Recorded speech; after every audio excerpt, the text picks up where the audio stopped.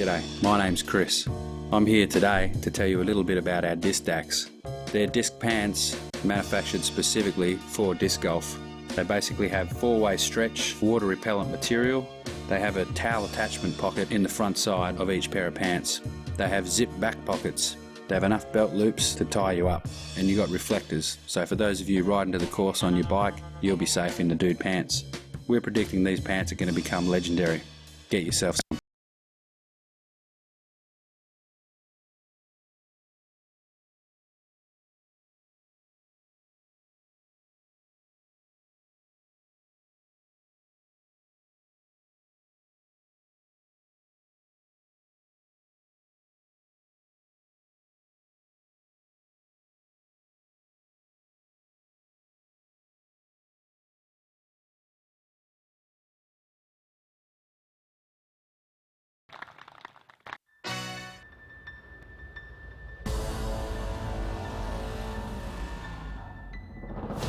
Always thrown Innova and competed with Innova.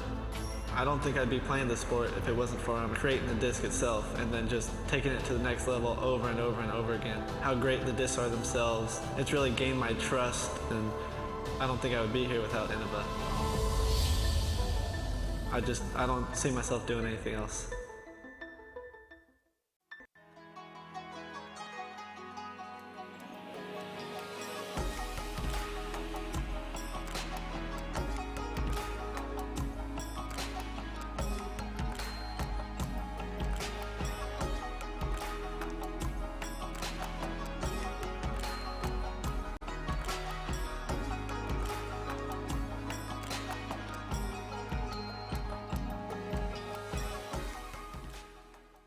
Sun King Discs, established in 2001.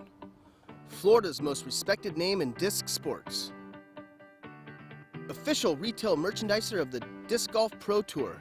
Currently on tour supporting Discraft and DGA live inventory, free shipping at $12. All orders $19.99, ships in a box, includes single discs, large selection of both stock and collectibles.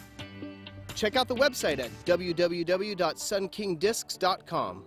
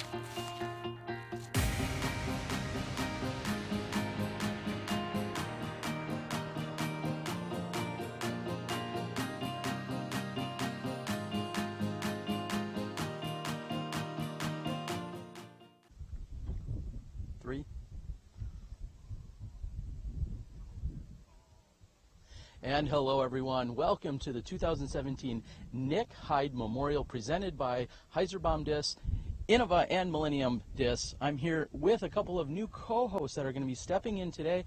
I chair the disc golf guy. I'll be working a camera, but we've got a couple of very qualified gentlemen that will be stepping in. We've got Ray Mo, everyone calls you by. You've been calling off the shots, you've been calling out everyone's name, doing some MC work, and at the last minute you're thrown right into the commentator role. How's that going to feel? I feel just comfortable with it. I'm glad everybody's here, and it's going to be a good time. All right, get used to that voice. He sounds much more manly than me. And then we have Mr. Joe Rotan. Joe, you're going to be helping out on the mic. You're familiar with a lot of the courses around here, a lot of our players. Looks like a great day for some disc golf. I think it's going to be great, Terry. Be back good, walking fairways, working with you a little bit. Let's get this young man Ray tuned up, and let's show these folks at home some great golf. It's a beautiful day here in Rockwall, Texas. It sure is. Well, we've got Joe and Raymo on the mic. They're going to be helping us out here today. Myself and Chad working some cameras. We're picking it up on the fourth hole here during the opening round. We expected a little bit more of a backup, but we're going to be here with the second to last group to tee in just a few moments. We hope that you enjoy the show. We're here all week at Rockwall, Texas. Again, this is the 2017 Nick Hyde Memorial. We'll be back in a few moments.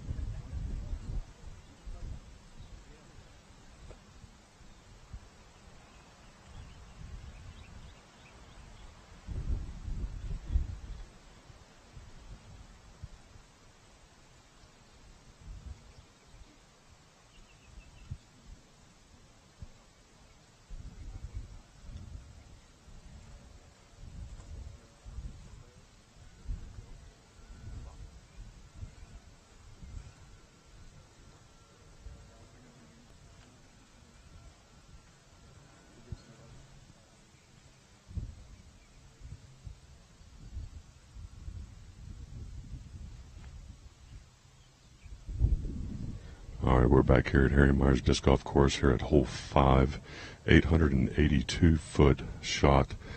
Runs a little dangerous to the right-hand side.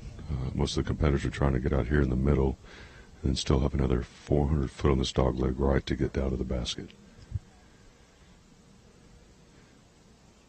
Big Jeremy Coling is lining up his shot.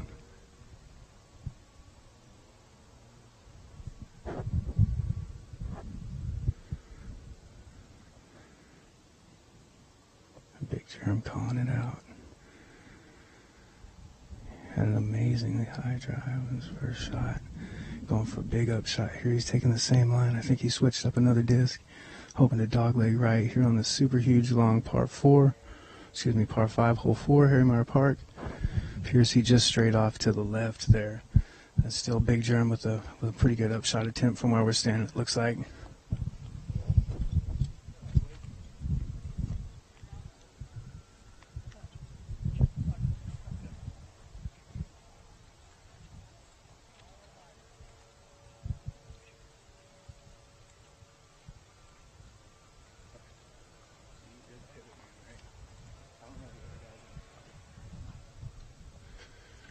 We're just making our way down the fairway here. We've got a little bit of a backup on this hole.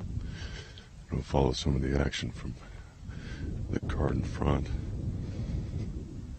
Schultz, Lizotte, a couple other competitors are just waiting for this card to hole out.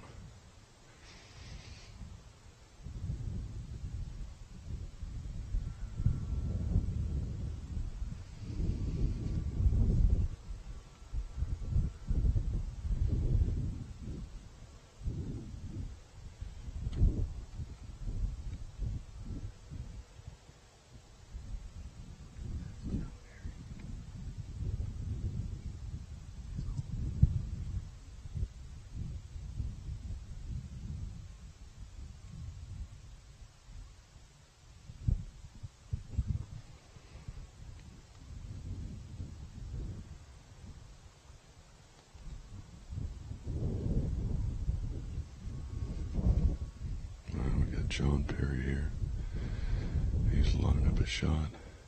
He's still got about 420 feet, 430 feet to get to the basket.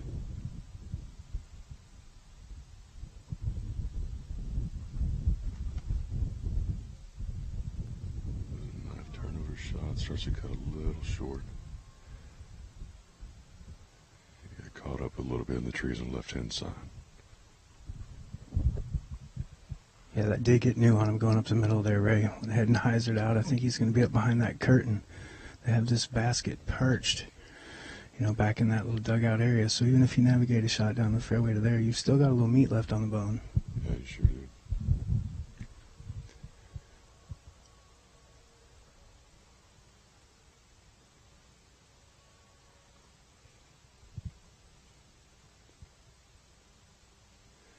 I believe this is Keith Fest lining up his approach shot here. He's got about the same distance to go.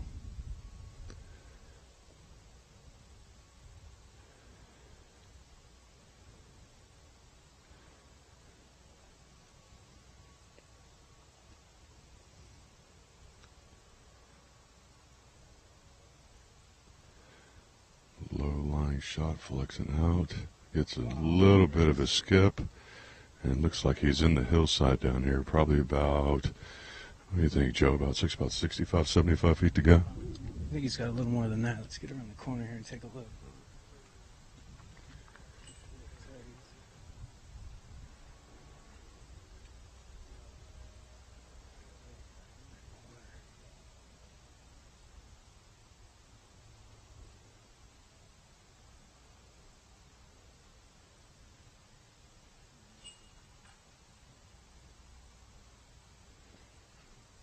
Again, we're here at Harry Myers Disc Golf Course for the Nick Hyde Memorial, hole 5.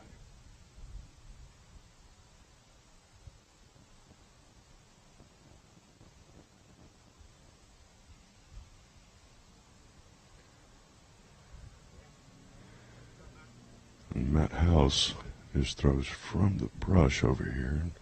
Hyzer shot out, might have landed back out in the landing zone right here. Give him a decent look at his next shot.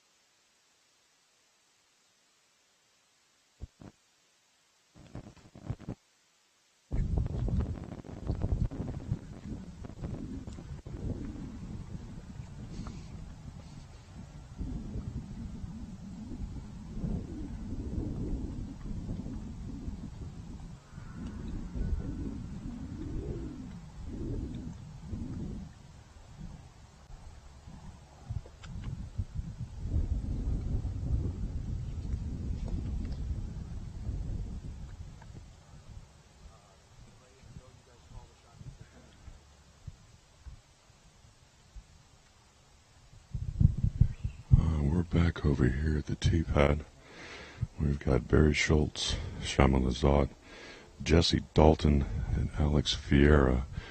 Had a little bit of a backup here, but looks like we might getting close to teeing off.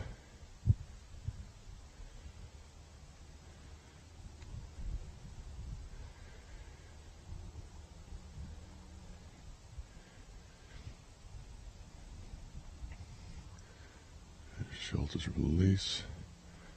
Pretty straight little hyzer shot.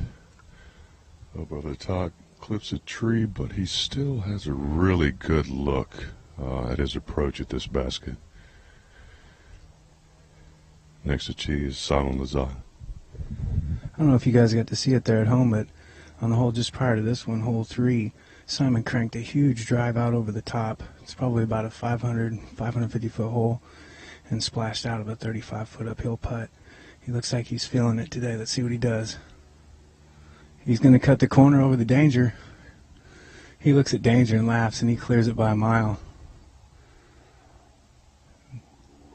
That'll set down nicely about mid-fairway. With his talent, he should be able to get up and down and be looking at a 3 possibly. It's a great drive there. Next up, we've got Jesse Dalton. The southpaw, he may have a pretty good line here with a nice little hyzer flip. I believe he gets to play here quite often as well. Is he Team Hyzerbomb guy? Pretty sure so. that this is their old home base, so you might know the local route. Looks like he's trying to get up over the trees here at the top, and he just does clear it and lands out here. He'll have a decent look at getting up there. There's a nice little bend over the very edge of the danger. Might be a little tight angle for him to get in there, but he definitely left himself the over-the-top shot, try to bust through the curtain down by the basket. Next up is Alex Ferreira. There's a low line shot, a little short, and gets caught up in a ditch. All right, now we're going to go back and see what the pro women are doing.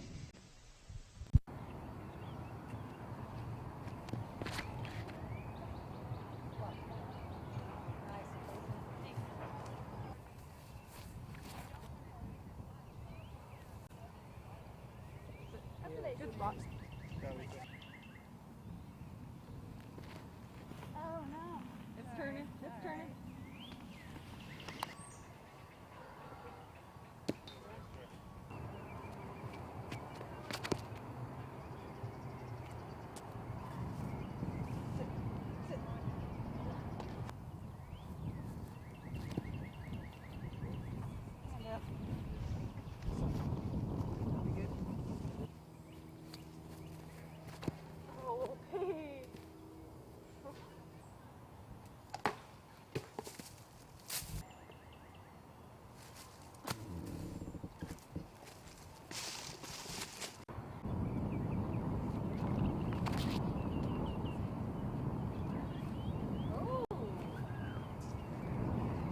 Come on.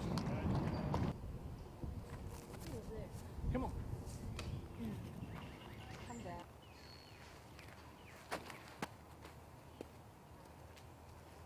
Oh, it's down there. Sweet.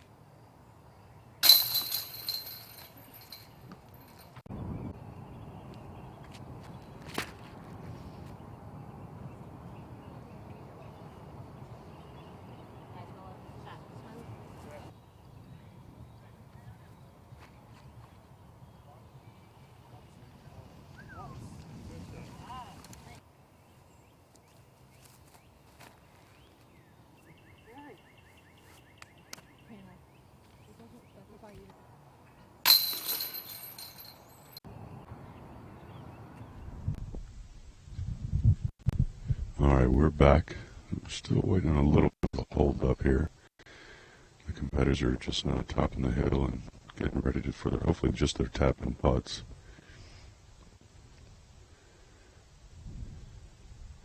I am standing here with Simon Lizotte. Simon, how you feeling today? Good, thanks. Good, good.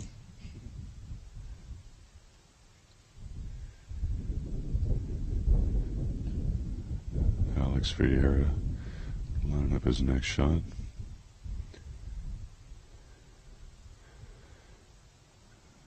Little turnover shot, gets down in the middle. Nice shot.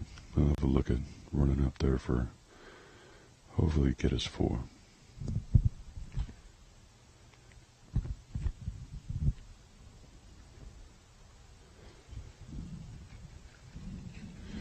Next up we got Barry Schultz. I think Barry probably wanted that shot to turn over a little bit more than it did. What do you think, Joe? I think so, but man, what a stroke Barry put down. You know, that's a heck of a drive, Ray. He's kind of cleared all the danger on the right, and he's gave himself a fairly nice shot down to the second part of the fairway. Yeah, it definitely looks like he's got a nice straight shot to the green. Yeah, it might not land it exactly where he wanted, but he's definitely playing to his course and hole management plan so far this round. Barry is playing some clean golf. It's a world champion for you right there.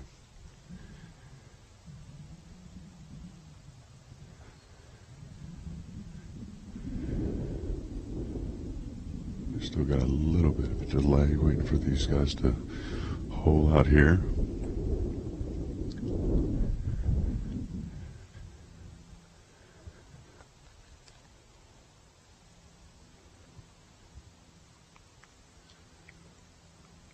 It is a beautiful day out here today. Not too windy. Looks like we've got a pretty good day for golf.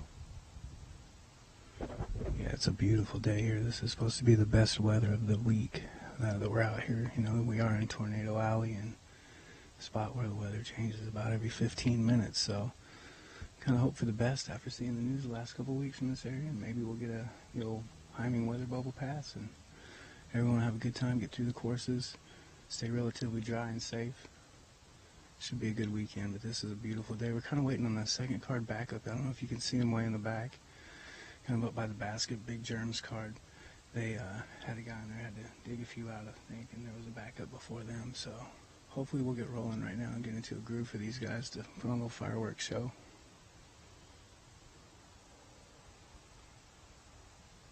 Yeah, sometimes it definitely does make it tough in competition when you get these lulls where you're just sitting there just waiting and waiting and waiting. Can't even really get your groove going. Yeah, it's almost like someone ran up and called timeout on Barry right now, like, timeout. And then one of the... All right, Barry just got waved. He's just thrown his up shot. Nice right up the middle. He should have a nice look to pick up maybe a 3, possibly just a 4 up there. That's still a long shot. It's still kind of tucked back in there, but I'm pretty sure that's about what Barry was looking at, unless he went really high up over the canopy. That was just a good basic golf shot. You know, he's the king of the leopard and the bee shot, so nice to see him out here laying it down for the fans. You go up here and see where Simon Lizotte ended up. He absolutely crushed that shot. Went up over the top of the trees, flexed out, hazard out, and landed out. Almost where everybody's up shots been. Yeah, after talking with Simon during the backup coming up the fairway, he's wearing that blue knee brace today. You know, he said they didn't have to operate or anything on it. They just went in, did a little scoping, found out that he's a strong young man, and he'd be able to get up and down on it for a little while. And he definitely has been pulling some shots this round. It's great to see him back. That drive on hole 3 was amazing. I mean, I'm not sure if they saw it at home, but that That's kind of a treacherous hole. It could be threw it over the top of everything. Yeah, that could be a 3 or a 7, depending what day it is out here. He just caught that. That would have hyzered into that hole nicely there. Jesse Dalton with the forehand flick just caught a tree. You know, I'm pretty sure whoever designed this course is trying to tempt them into going over the top if you're stuck out here, about from here. So these guys seem to be just taking it straight on. You know, it's a marathon, not a sprint. There's a lot of golf left. We're only a couple holes in here at the Nick Hyde Memorial, beautiful Rockwall, Texas. All right, everybody's getting a gander at Simon Lizotte's drive here. It's just a monster shot. See if we get around here and look and see. He's got a tough lie, but we know Simon. We know he'll come up with something.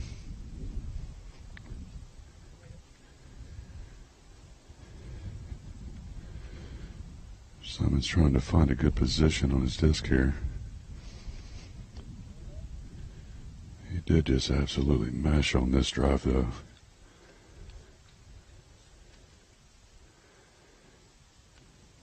Let's see what he comes up with here.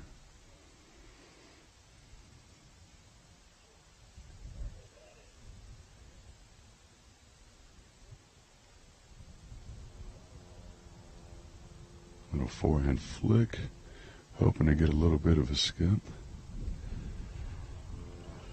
Well played from where he was at, though.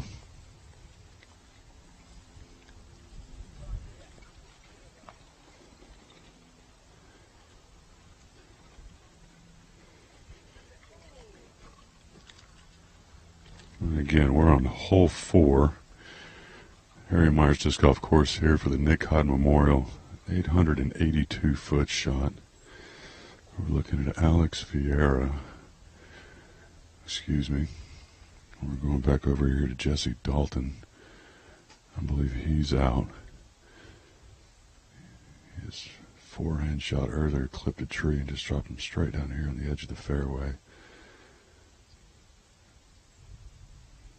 Yeah, he's up throwing 3. He's still got to punch a little shot through there. He's going to commit to the alley. He's going to go with a little 2-finger.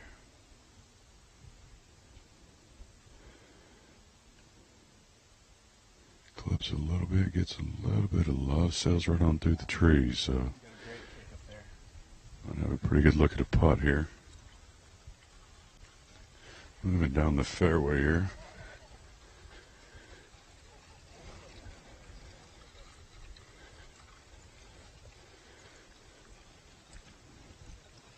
Alex Ferreira is trying to size up his shot and see where the basket's at.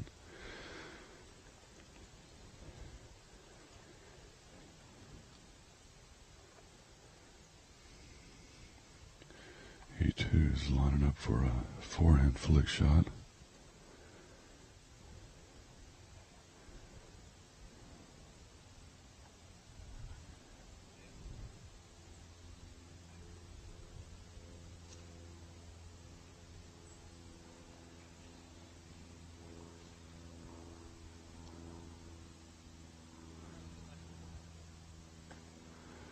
Gets it up and over, and he should be just fine right there.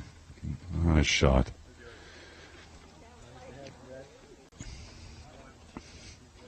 All right. Simon had a tough spot, but he's left himself in a decent position. He's going to run up here and take a look and see where the basket's at. Looks like he's got a pretty good line of where it's at. You think he's going to try to run out of here, Joe, or just play it smart and lay it up? I think he'll give it a good push. He'll give it a good run.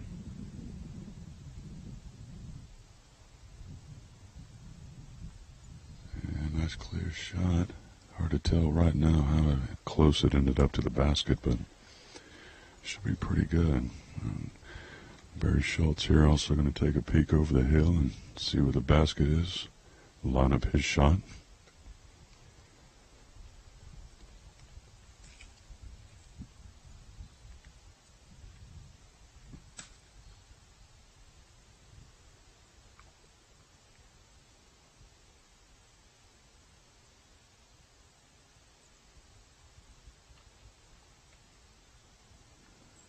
also giving it a good run at the basket.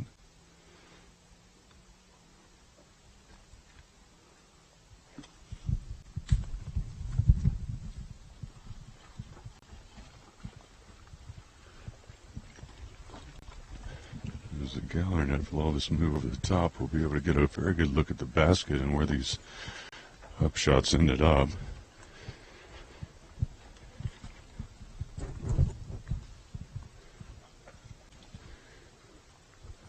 Had the pleasure of playing this course yesterday after most of the bettors got through with their practice round in doubles.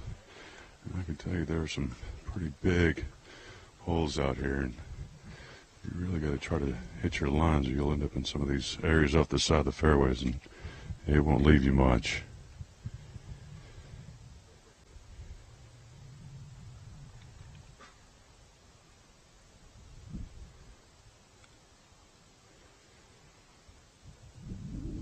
Again, here's Jesse Dalton, just outside of circle 1. I believe this is for his 4, Joe. Is this for 4?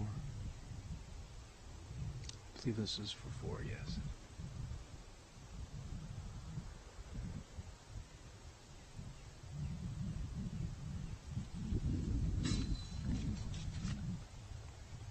Okay.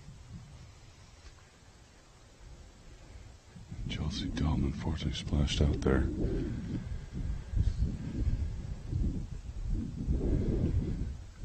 Alright, we're looking at Alex Ferreira. Looks like he got a bad skip and he's got a little obstacle in his way over here.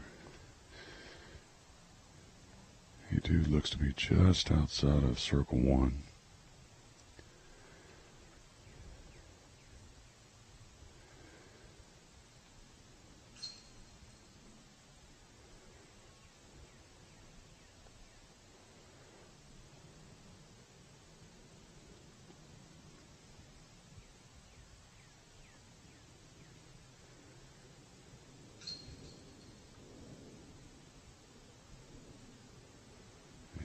That out just off the edge of the basket.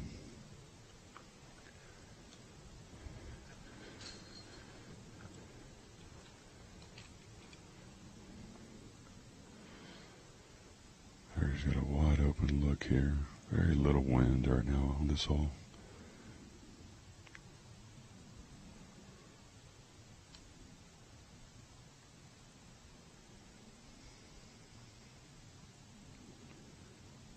And Barry sinks the putt.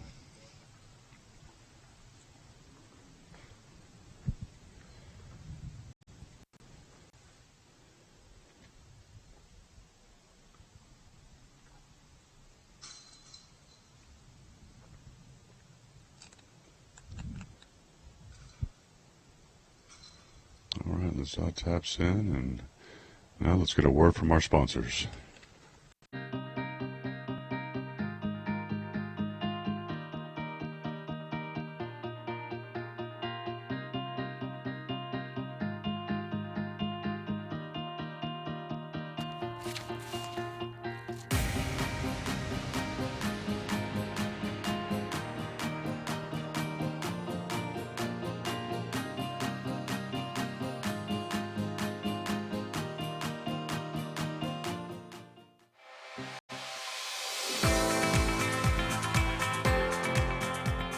For me, it's time with my friends.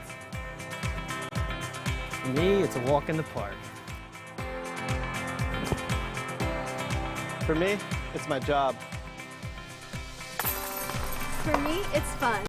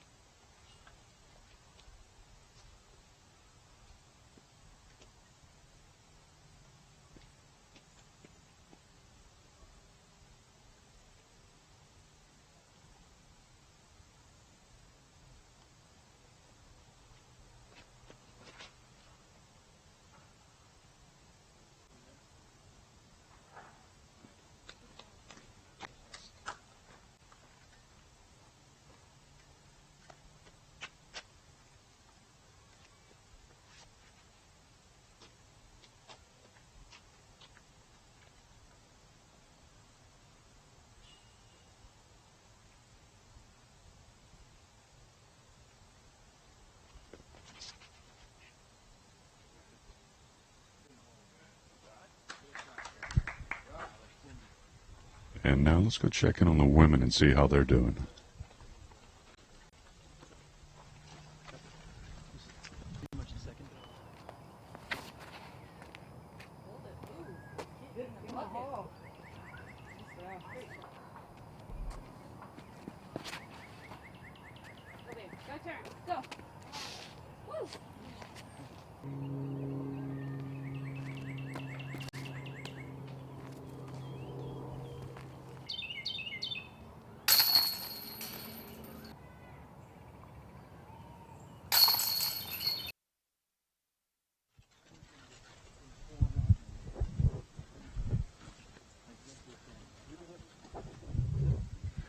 All right, coming up to locate the drives on hole 4. Tournament hole 5. Playing 255 feet. Little par 3. Quick and easy work by these guys.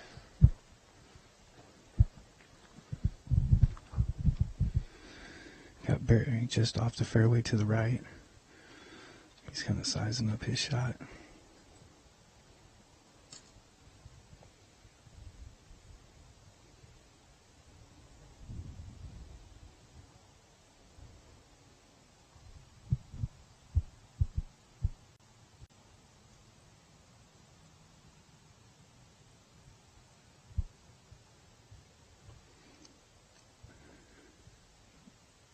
Barry just not able to get comfortable with that lie right now.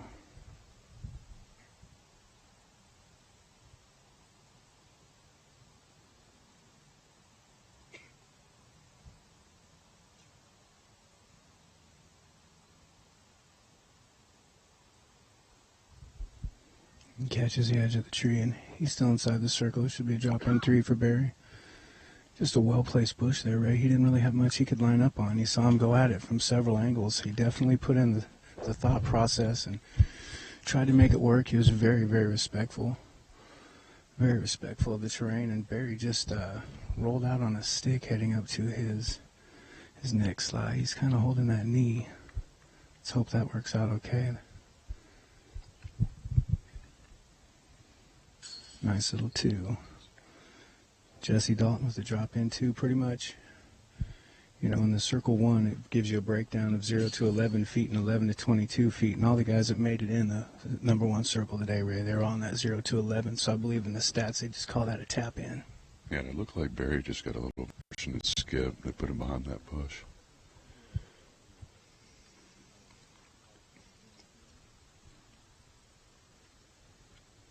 Barry lining this up for par. Looks like he's about 12 feet away here.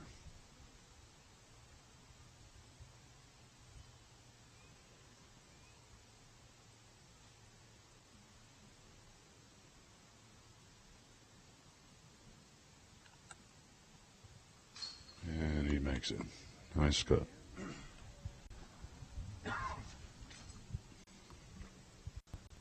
Alex Ferreira with about 4 feet away. Easy tap in for his 2. And a little word from our sponsors now.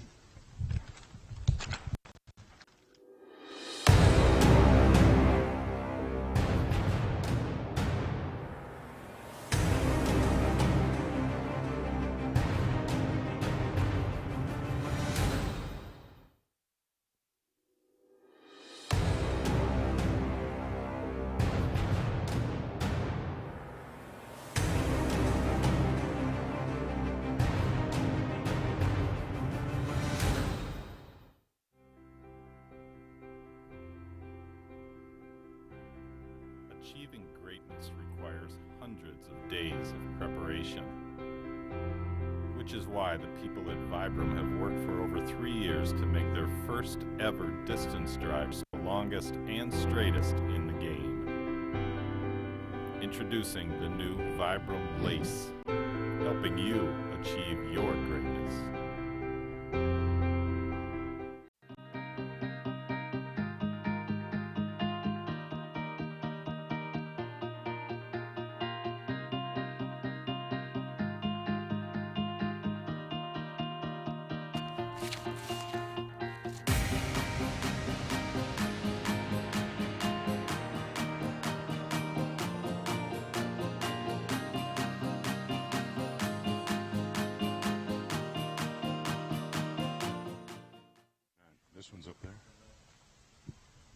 it's right behind the big tree. They're coming through.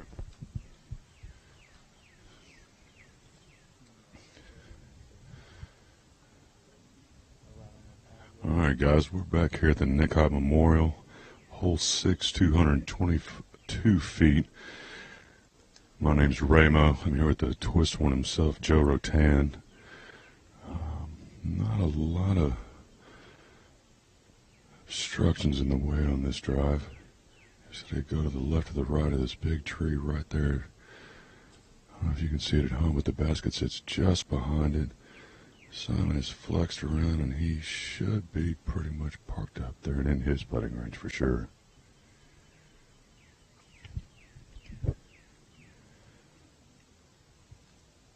Next is Jesse Dalton.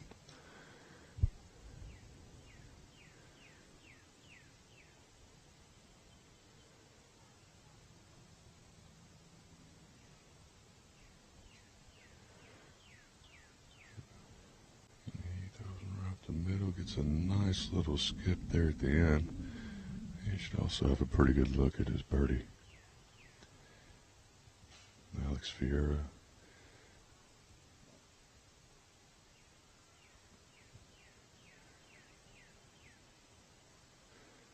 I believe they said Alex Ferreira won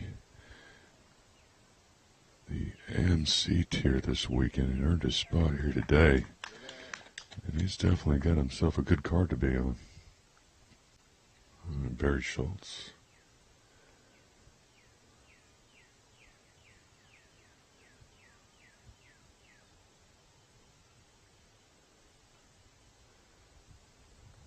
At the right side, gets hung up in a little bit of a bush. Looks like he slid out a little bit, so he might still have a pretty good look there.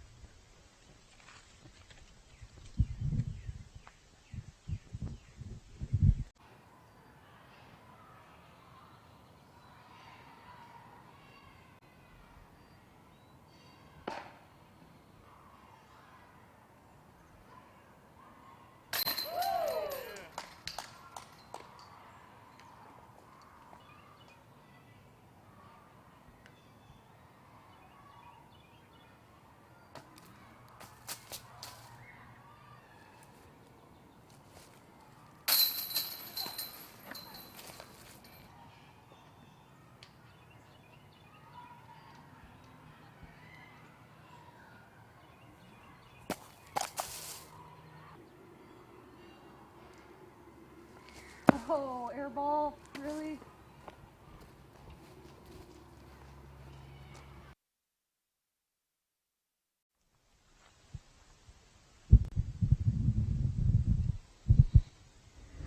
All right, and Barry's reached his lie. He's marked it up, and he's going to go ahead and line up the putt.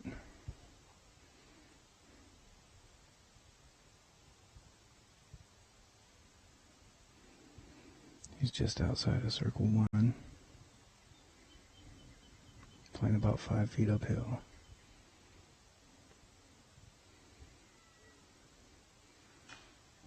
Just off the front. Great run.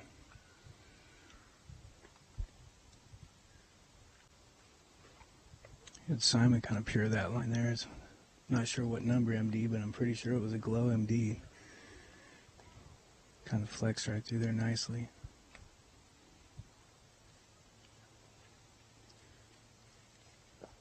This course is a beautiful course, but even some of these short holes, Ray, they just have teeth or little things that can reach out and smash your hopes and dreams for the moment. Yeah, those little branches that are sticking out the edges of the fairway, definitely, if you hit those, you'll drop you right down.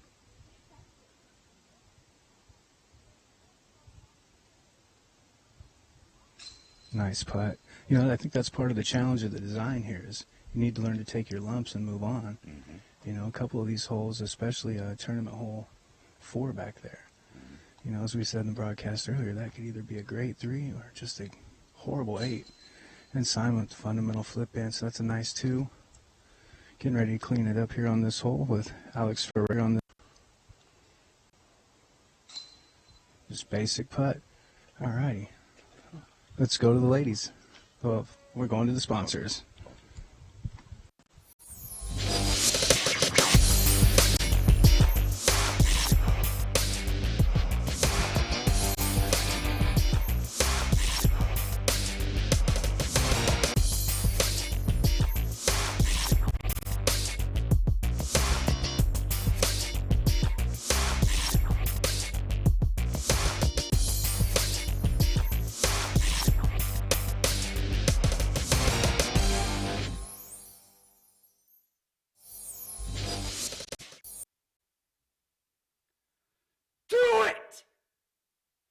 Just do it! Don't let your dreams be dreams. Yesterday, you said tomorrow. So just do it! Make your dreams come true! Just do it!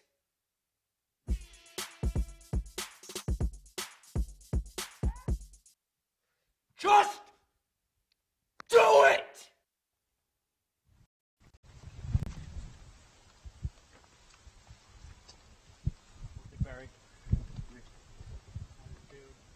And we're back here, hole 7.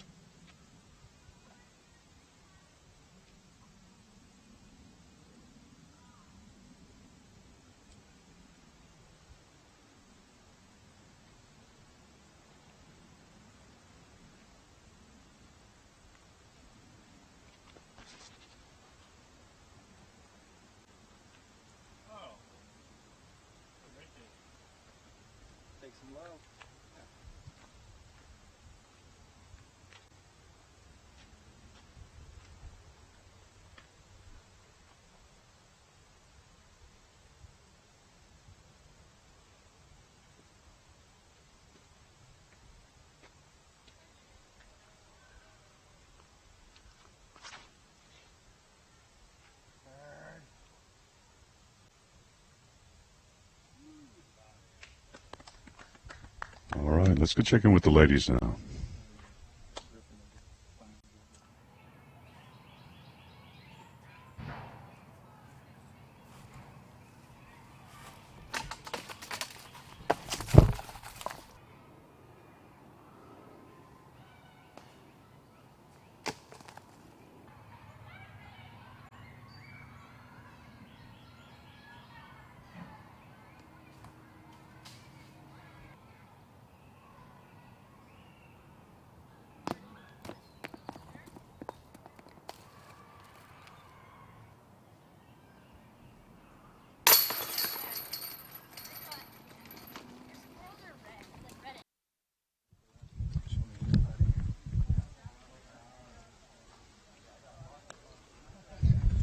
All right, we're headed up the fairway on hole 7. Nick Hyde Memorial, Rockwall, Texas, presented by Innova Disc Golf and Hyzerbomb. Matt Seary and the Bomb Squad rolling out the red carpet for the Disc Golf Pro Tour third stop 2017. Got Alex Ferreira's out. He's about 10 outside of the blue circle, so he's looking at about a 75-foot putt, playing about 4 feet uphill.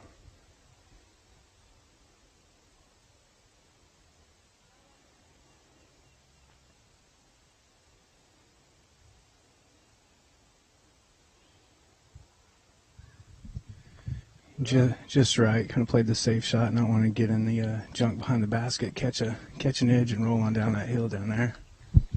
So that's a good play. Gets a safe 3 from that far out. Had a wise man once tell me, if you can't two it, three it.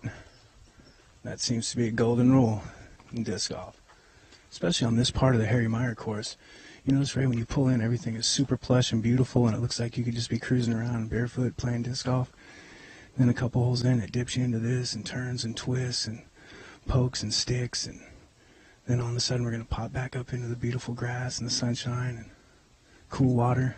That's the thing about this course. It's definitely got some very technical lines, and then you get back out to these open fairways, and it's just, they get ridiculously big again.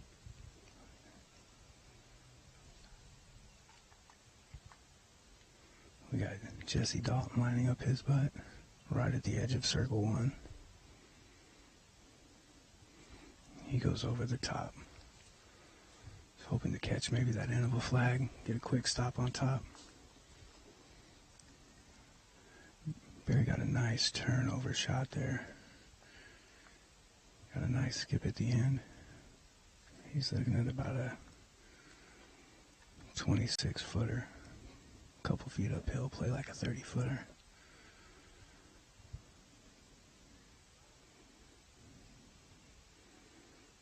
It's just another day at the office for Mr. Barry Schultz.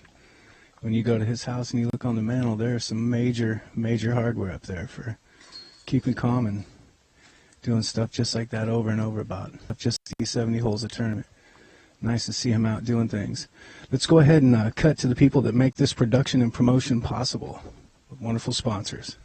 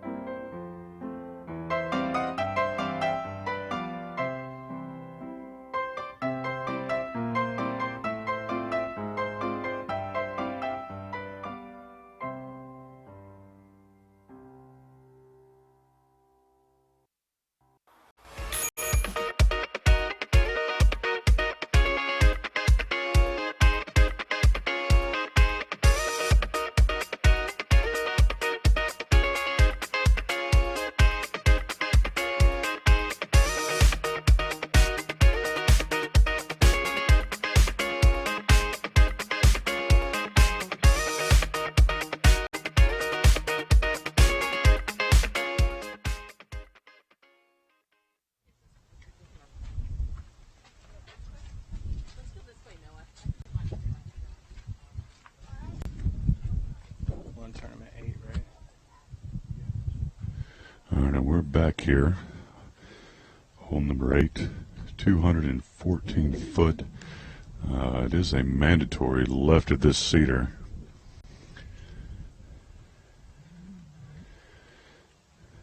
Son laying up a forehand skip shot and keeps skipping a little bit further than I think he wants. Looks like he might just be just around circle 2.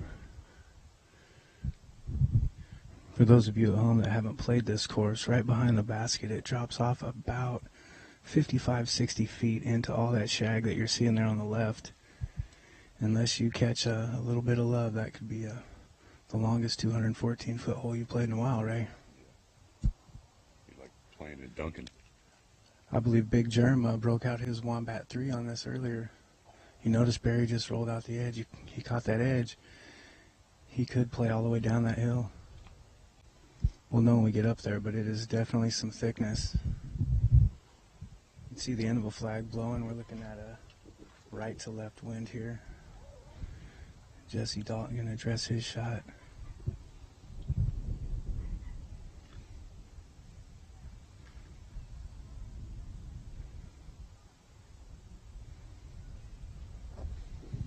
Gets a nice twist off. He plays high. Yeah, that's what you want to do. That's what you want to do. He took that shag on the left right out of play with that shot. That was well played. And then opening that disc, the face of that disc up to the wind, just kind of set it down where it needed to be. Alex looks like he's going to line up a little two-finger shot. He's probably as well trying to play away from that shul on the left. But even if you play safe and you dump out and you're in circle one, you're still looking at a 33-foot putt straight into the shag. See, he got a little. He came off gentle though. I bet he's not that far down. I bet he's only about, judging at the cameraman, he's about 10 feet down. Let's go ahead and jump over to ladies while these guys come try to find these shots on the left.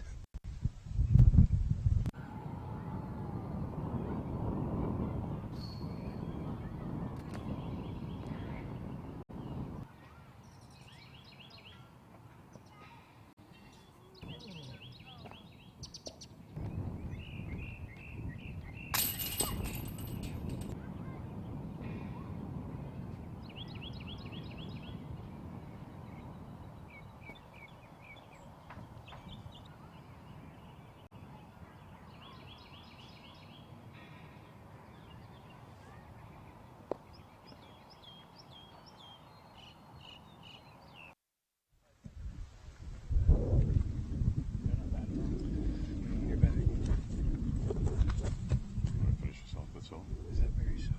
Yeah.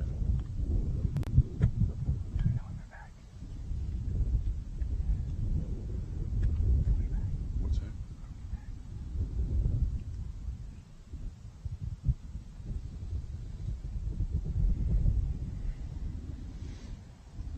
All right, we've got him spotted up. It looks like Alex caught some love from this shrub. He's about maybe 6 feet off 5 foot off the top of the hill. But he's definitely in some shag looking for a window. He's going to kind of inch down there and get it. Looks like he'll be able to get a free arm for this shot. Going straight into a headwind. And Barry gives him the okay on the footing.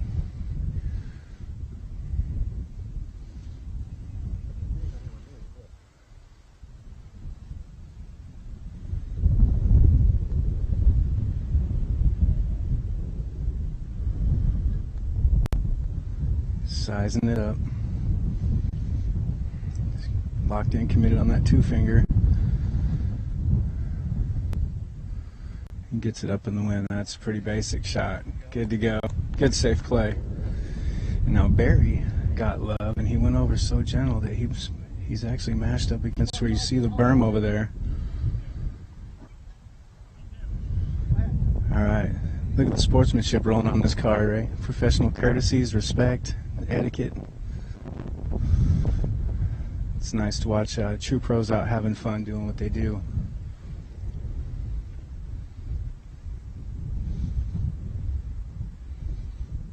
Great putt by Simon. Simon is just feeling good today. He's just about 5 feet out of circle number one, puts him at about 38 feet on that. Little sigh of relief, and he's going to head into the next hole happy. Barry is looking to see some opportunities here. As I said, he laid up against that sandy berm, or he would have taken, that trail's probably about 55 feet down to the bottom. Had he not hit that sandy part with that rock, he would definitely have some work to do, but he didn't. He's looking at about another 38, 39 footer. He's got some awkward footing. He's got that stern headwind.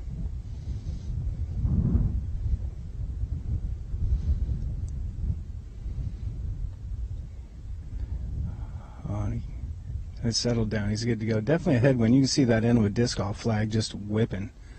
So there's definitely some wind out here. You can see the circle 1 and circle 2 flags blowing around. But you know, as we said before, Ray, now we've come up out of the woods and, you know, the depression that's down there, kind of the lower holes, the hilly holes. And we're back up top, and you know, in this area, as the day goes along, the wind gets big. Yeah, it's going to be really challenging for these boys. You know, they get down in the trees, and the wind really dies down just a little bit, and you get back up in these wide open fairways. You can definitely see that it's blowing out here a little bit. Yeah, and this hole was definitely designed with that Mando there to be kind of the game of angles, not betting that they had many righties or great flick players throw through here, and then the wind really becomes a factor on this hole. Let's jump up out of the way as Barry makes his tap in.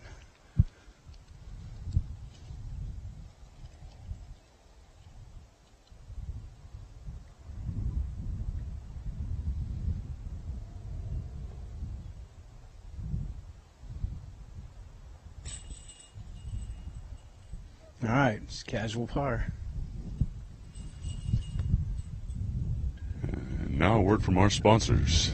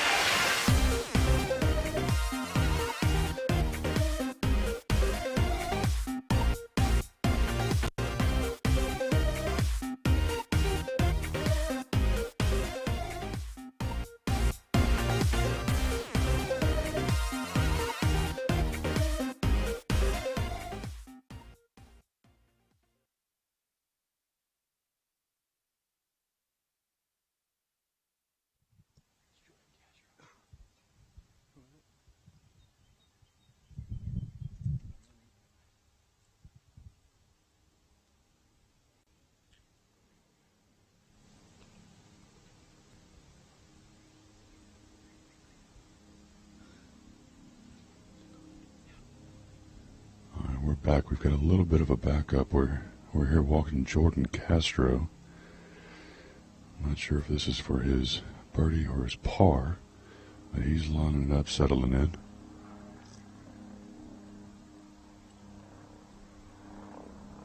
Oh, and just cages off the right side.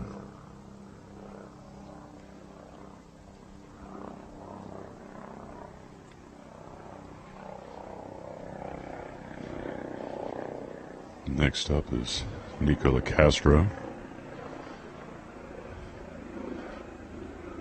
Looks to be about 15 feet out here. His signature straddle putt.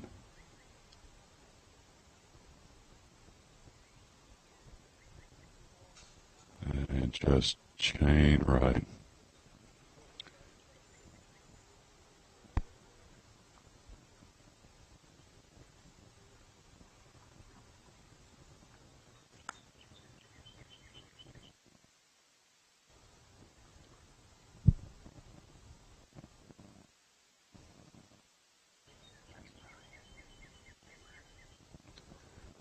Looks like we've got Ryan Draper. Looks to be about 10 feet up. He's got a pretty clean shot. He does have a little bit of a bush in the way here. See how he plays it.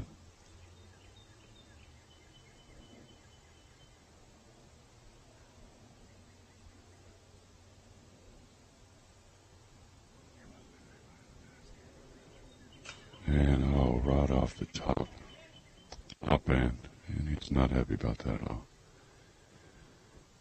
Nico lining his up again.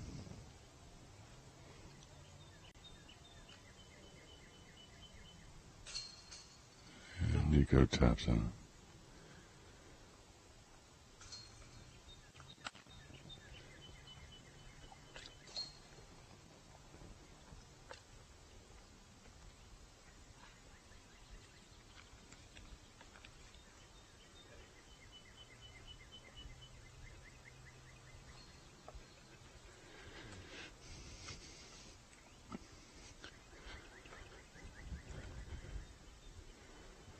And as we wait for the competitors to move out of the way of the pin here, we're going to be looking to set up a next shot here.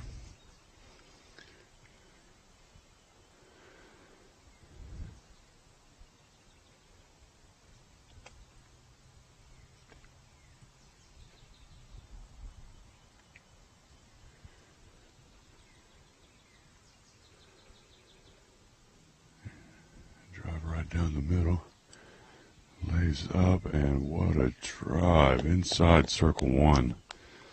Unfortunately, I'm not able from my angle to tell who that was with that drive, but what a beautiful shot it was.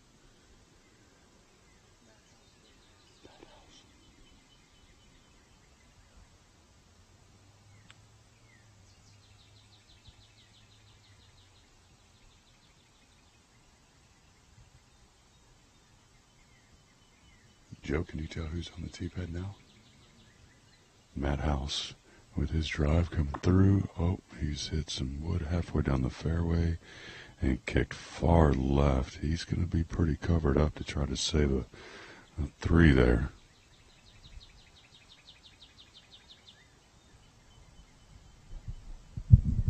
Next we got Big Germ on the tee pad.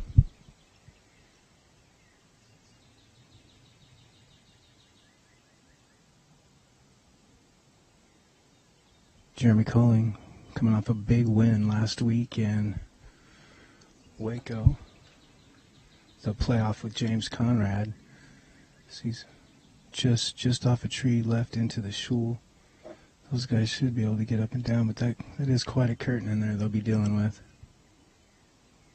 Big Germ also dropped the big perm disc this morning at DGU. Wanted to thank everyone at home who picked one of those up. You can also pick some up at the Festival of the Flying Disc tonight, the Disc Golf Pro Tour version of the Fly Mart and Festival games. Lots of great sponsors, lots of good activities for the locals, the players. It's a good, fun environment. So far, Ray, straight down the street has not been played on this hole. Whoever had that first drive, they are sitting pretty compared to these last three shots.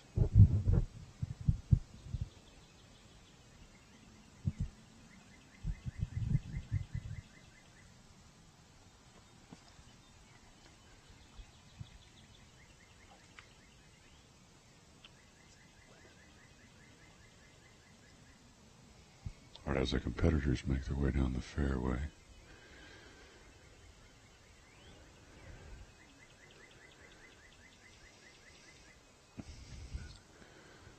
had Matt House and Jeremy Colling here.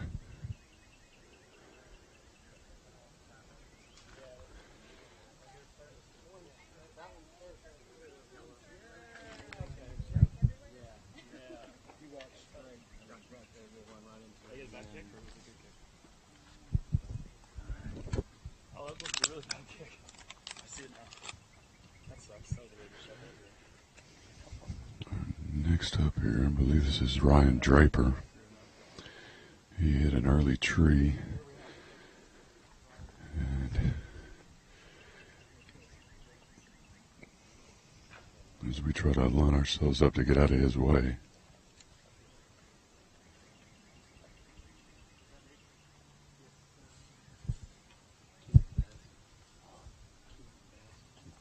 Sorry, correction, that is Keith Vest there. Rookie mistake by rookie play-by-play call guy.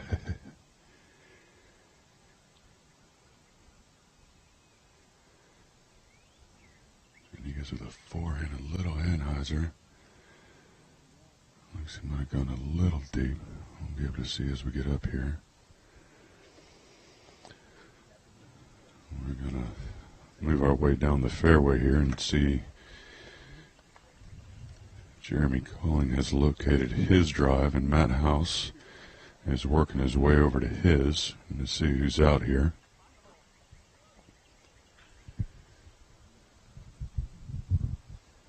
Yeah, Matt House took a bad kick there.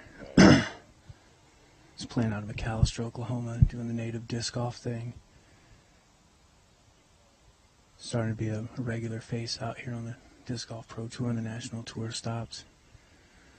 Let's see here if he can make some lemonade out of this and get up and down and pull a 3 out of here. And give him some momentum heading up to the top.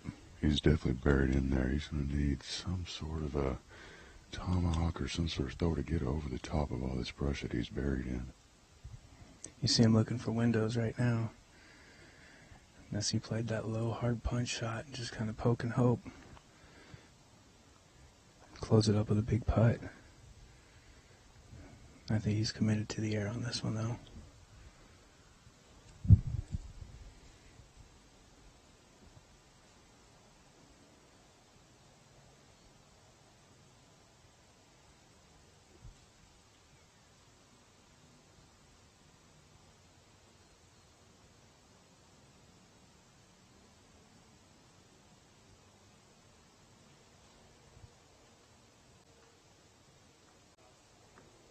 That was a great out. And into circle 1. He took the high route right. He busted through probably 25 trees on the way there. Got love when he needed it down by the circle. Looks like he's laid up just on the left there. So I think he can build on that. I know walking up the fairway he looked pretty stressed about his lie there.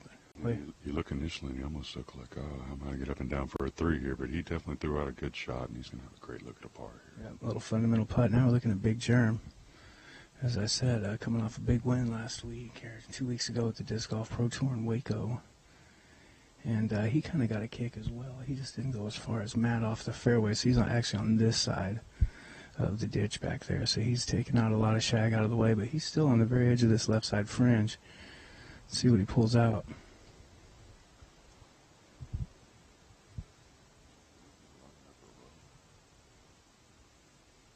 Yeah, he's used to playing in the woods. Oh, look at that. It's another day at the office for Big Germ there. Little 2-finger out. Like I said, he's used to playing up the South Carolina, North Carolina area. Some of those courses over there, they have teeth as well. So he's no stranger to being just off the fairway. Looks like he's feeling good. Lots of big smiling out here. So these guys basically took some lemons and served up some lemonade on this. I know they didn't get the birdie that they thought they'd get on this hole, but they definitely won't get the 4 or 5 that they potentially could have got on this hole.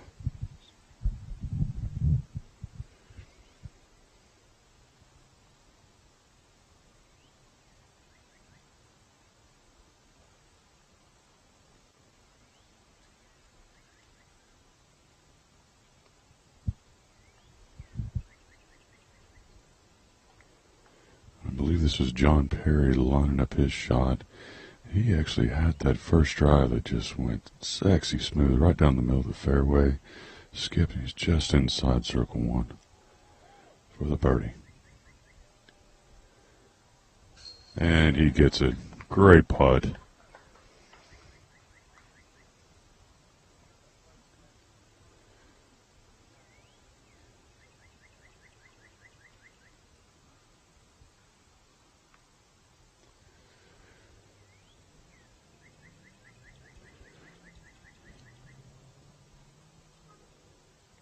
Again, I believe.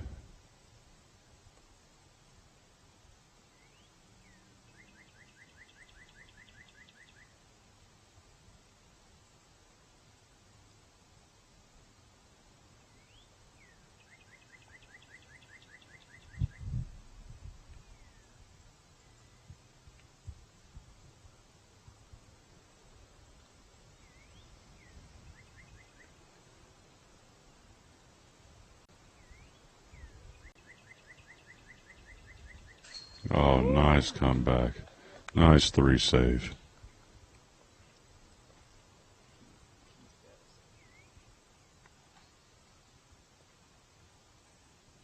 Matt House inside circle 1. Looks like about 12, 14 feet out.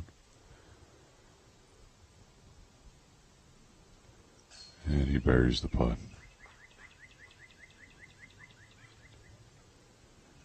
Jeremy's got about a 6-7 foot putt.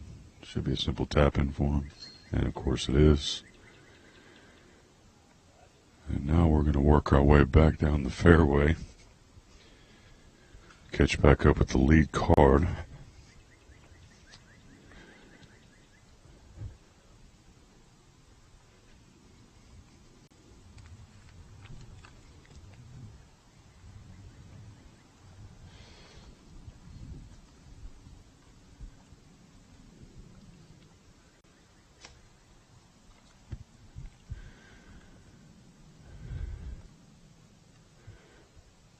Looks like first up here.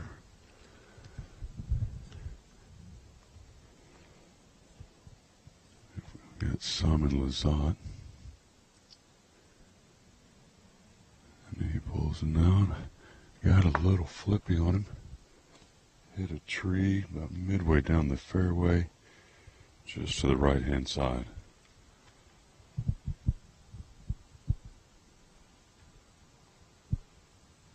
Next on the tee is Jesse Dalton.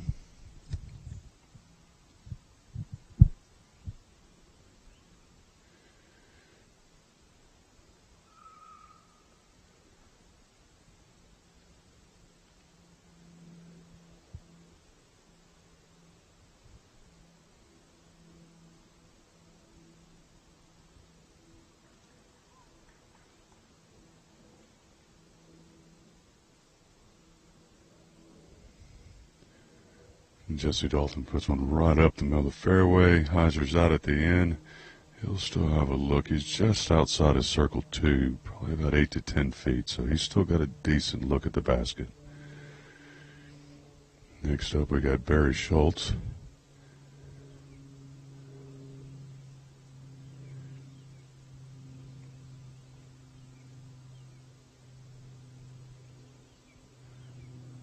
Barry going right up the middle. He hits a tree about halfway down the fairway and kicks just to the left at the edge. So he's not too deep. He'll have somewhat of a look here. Next up is Alex Ferreira.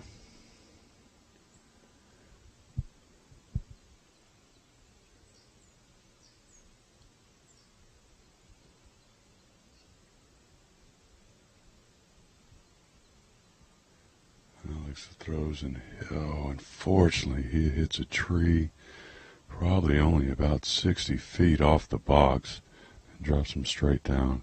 Well, let's go check in and see how the ladies are doing.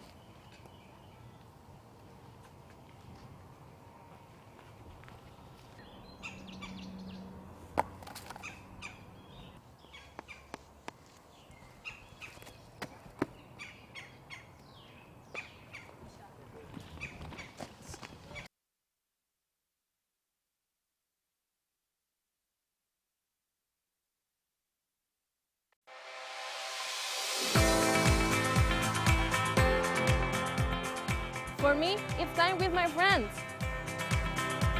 For me, it's a walk in the park. For me, it's my job. For me, it's fun.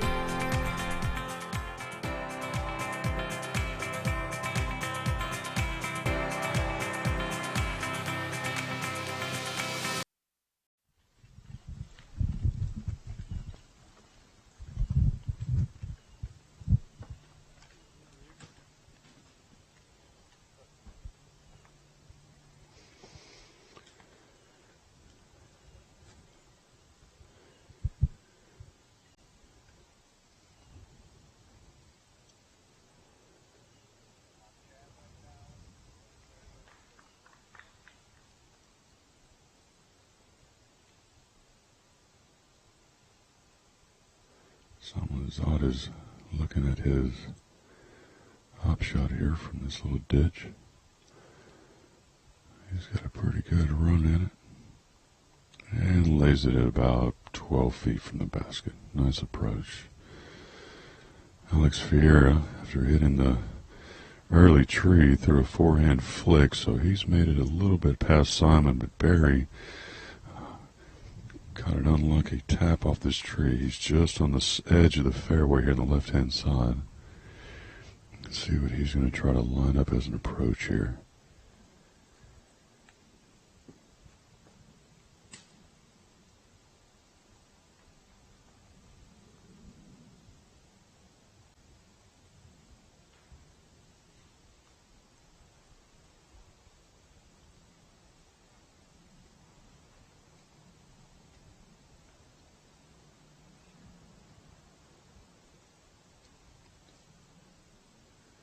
He's taking a knee, a little straddle position. Looks like he's going to throw a forehand flex out.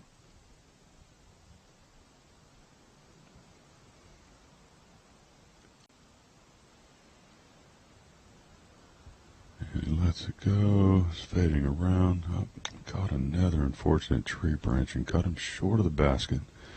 Inside circle 2, so he still should have a look at it.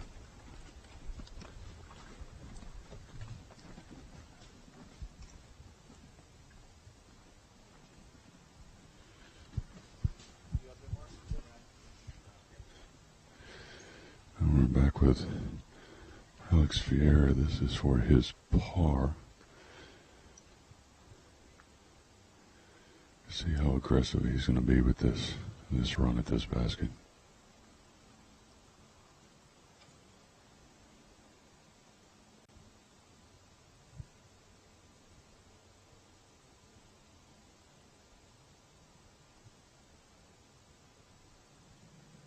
Flex shot, and he's decided just to lay it up onto the basket, probably about 6 feet from it, so he should be able to save his 4 on that right there.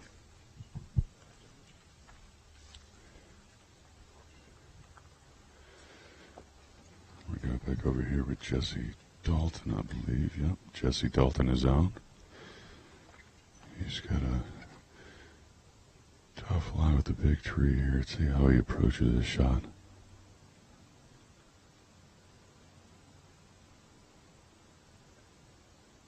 He was running after it. He had a fortunate kick off a root laying up here that put the brakes on his upshot.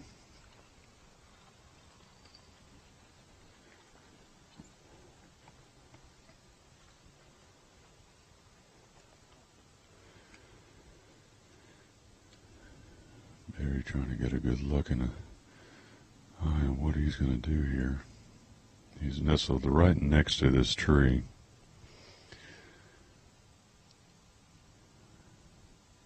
Let's see what he's going to line up here.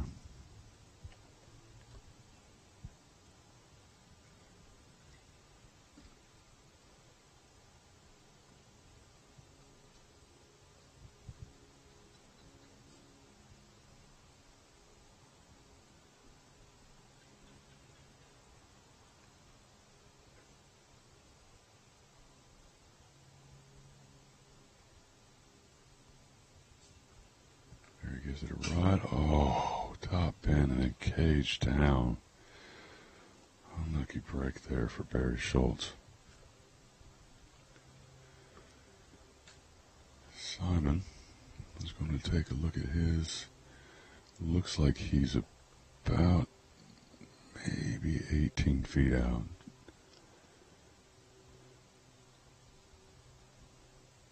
And of course he buries the putt. So good to see Simon back on tour again after his injury.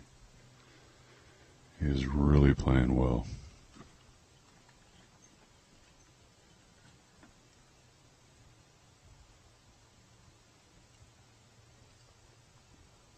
Barry just walking in for his tap in. Jesse Dalton coming up to take a look at his putt. He's looks about 10, 11 feet out.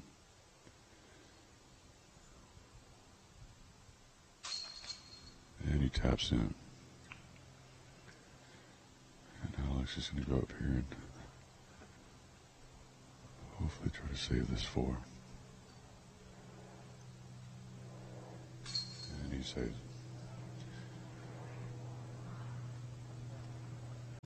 All right, and as we move on to the next hole, let's get a word from our sponsors.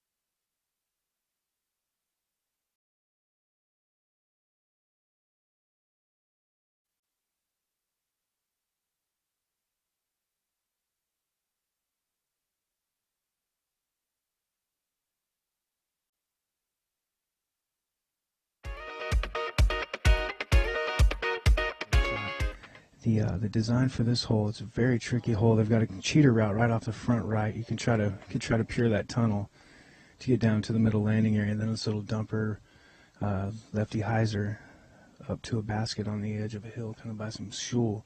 But you've really got to bend that disc. Like Simon put a great shot on it. If he cleared that last row of trees out there, he's going to be super happy with that drive, Ray.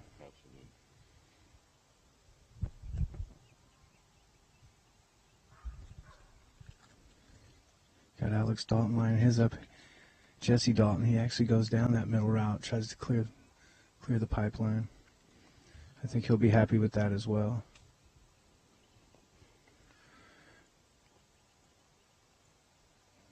Barry wanting to gain a little ground after bouncing off the front of that cage. That was a beautiful run from where I was standing, Ray. I think Barry's going to shoot the gap as well. The last few years, this hole has really grown in from the original design. Barry just peers it up the center. I heard the edge of that shoal sticking out there on the right. It continues to grow further and further out. We got Alex stepping up, sizing up his shot. Looks like he too is going to go down the middle.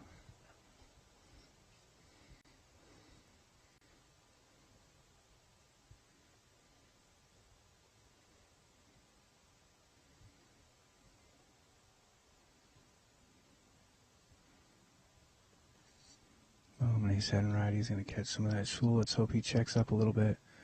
For those of you at home, just when you see the biggest burst of sunlit grass out there, the basket is just to the right. All right, let's go check out the ladies' cards while we get up to these lies.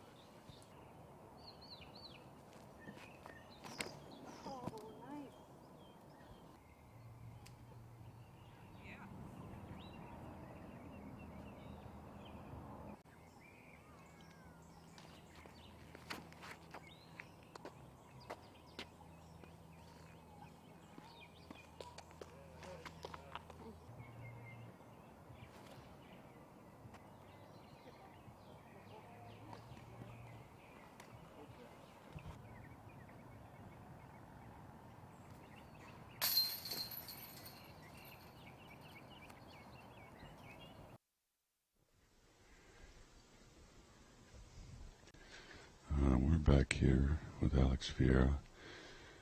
He got an unfortunate drive. Just kind of flipped her over and buried him in the trees over here. He's trying to size up what he's going to do from this position. I wonder if he'll just try to play it safe and get it out in the middle and leave himself a chance to get a three, or if he's going to go for it. Nope, he's just going to pitch out. I'm not sure if that landed exactly where he wanted. He's still going to have a little ways to go for this par attempt.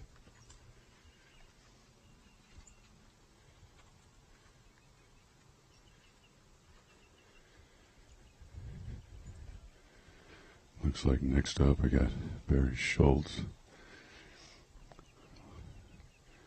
I'll take that back. Alex is still out here. This is for par.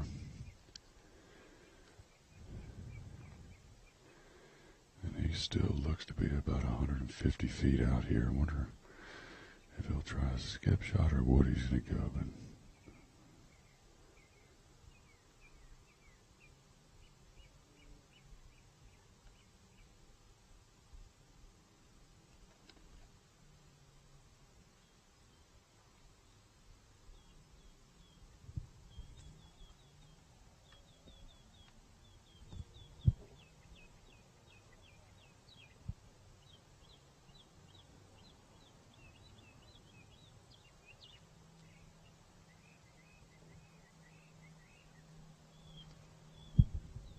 he's trying to throw a ton of a shot that needs to get down.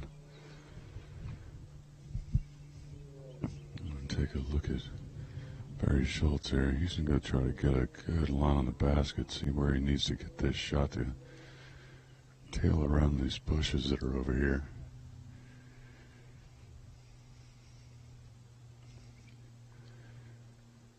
Barry, he's just going to try to play it smart and get around the edge and just save his three and walk away from this one.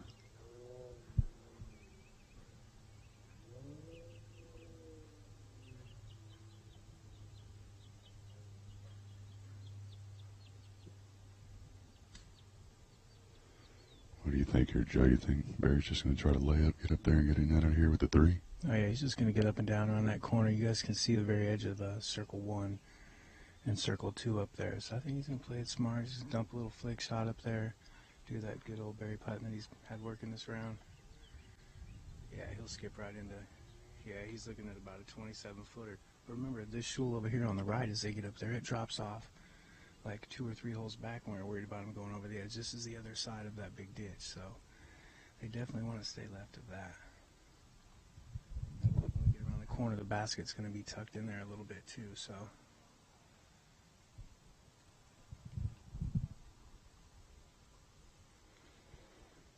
Up here on his second shot is Jesse Dalton.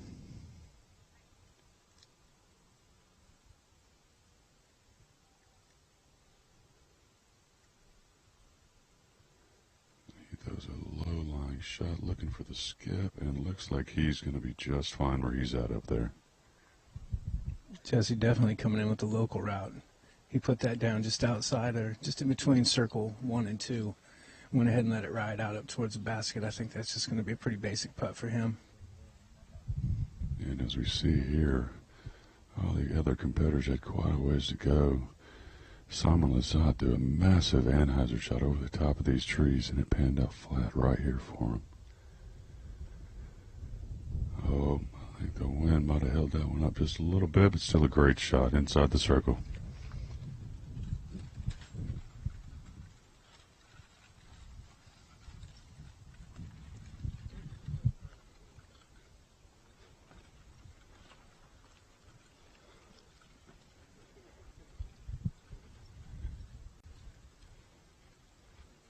As we're approaching here, I'll take a chance to thank Terry Miller for this opportunity to commentate today. And this is a beautiful day here in Rockwall, Texas. We had around 175 competitors, if I'm correct. And I believe everybody's really enjoying the day today. A little bit of a breeze, maybe 15 mile an hour or so. So nothing too hectic right now. The weather's really cooperating with us. So, Ray, how does it feel to be handpicked by Mr. Matt Seary to come out here and get your big debut at broadcasting with this crew? Let's just say it was a little bit of a surprise. It's the quickest 3-minute cram session you've ever had, but you're in good hands. Got your fellow teammate here with you. The ambassador squad out here leaving it better than we found it. Just kind of look at the dam and feel the holes. Throw a finger in it, Ray. That's it. Got it covered. You feel that breeze kicking back up?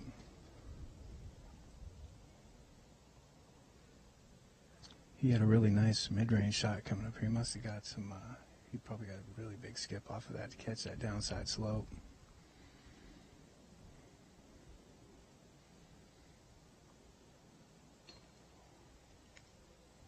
That's one thing that they've done here this year, Ray. If you notice the different heights of the baskets, even working on debuting some sort of basket marketing or advertising pieces that raise them up. I believe we'll see those a little later in the broadcast. I'm not sure if that's Mr. Dodge's work or Matt Seary's work, but definitely looks kind of cool.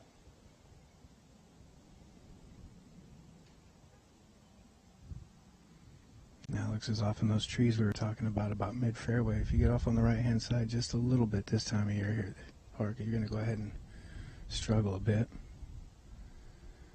Sizing up a small window there. Good hit, good hit. That was nice. Way to finish out that hole. Good foot, Alex.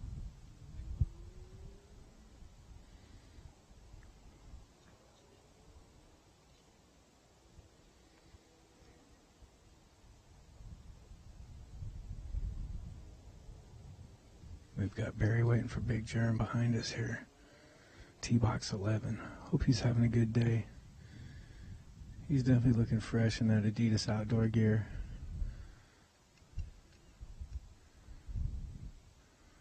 Always a great personality on and off the course. He's kind of fun to watch. Really approachable pro. Big Perm, that's our man.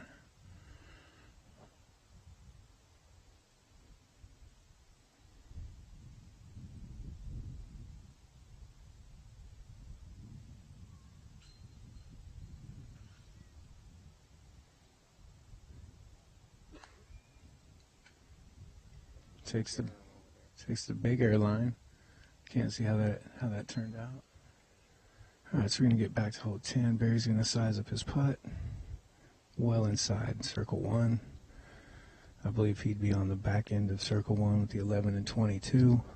If you're home watching the DGPT stats.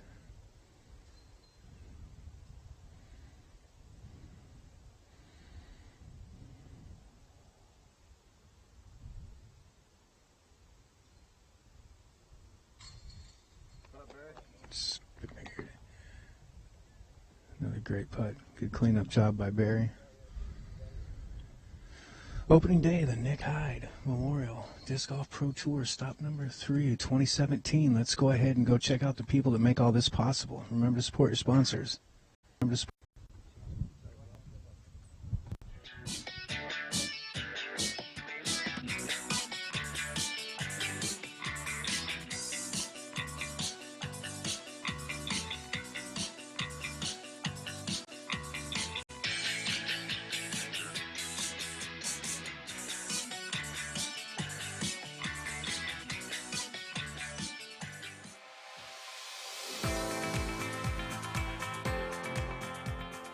For me, it's time with my friends. For me, it's a walk in the park. For me, it's my job. For me, it's fun.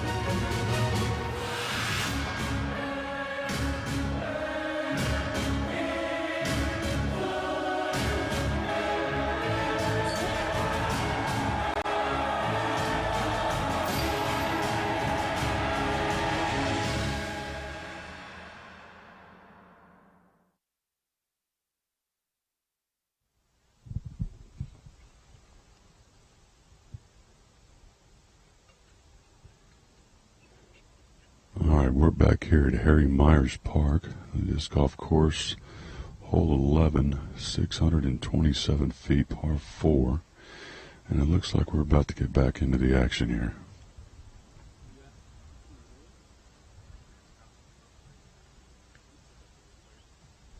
Just trying to get a clarification that we are clear for Simon to tee off here.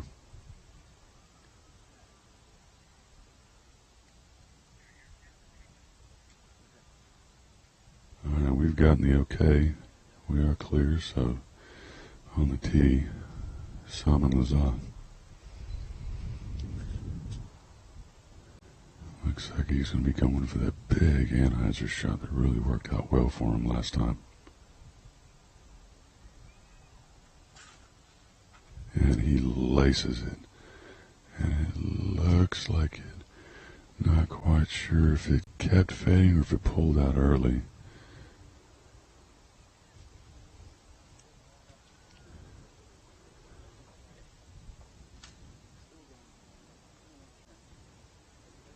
Still no word. I guess we'll have to see where he ended up as we approach the green.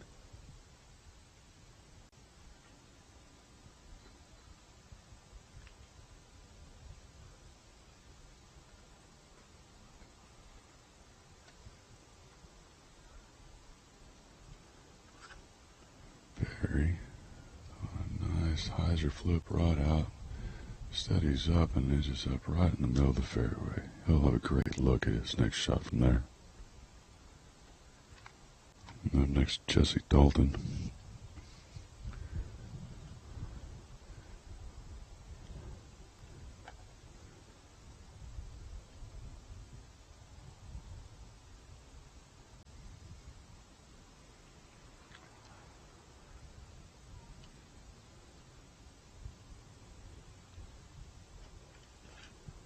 Jesse throws one out. It's tailing a little bit left. It's straightening up, and he is right down the middle of the fairway. He'll be happy with that one. Now Alex Ferreira.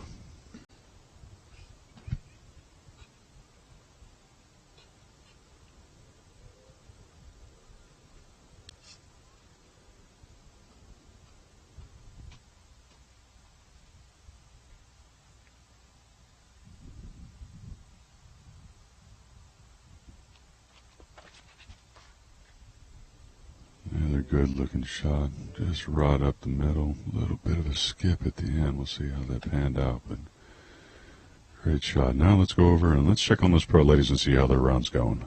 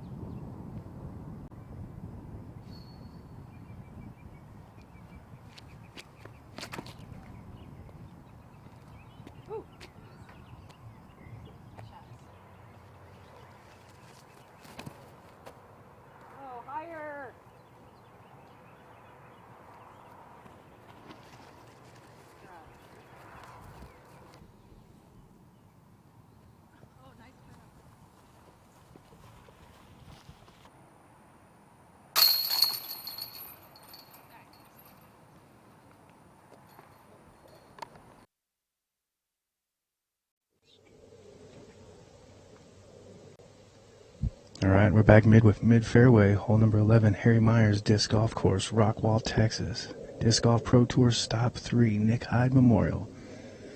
Alex caught a bad skip, caught a little edge there. Ended up in the shul just off the left. But as we've been seeing time and time again this round, even just a couple feet off the fairway could kind of take you out of your rhythm. He's been in and out, eyeing that up a couple times. I'm not sure what he's going to pull here. He's looked at a few options.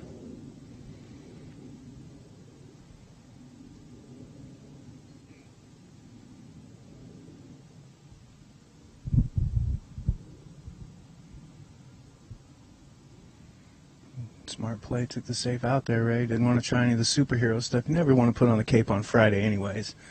You know, you'll be wearing it dirty on Sunday. And then you had Simon try that just monster crush. And then you had Jesse and Barry just go down the pipeline with little fundamentals. Jesse really got a nice twist off there with that left-handed shot. Got it to turn over, started at the right edge of the fairway, rode all the way around, and he's sitting dead center.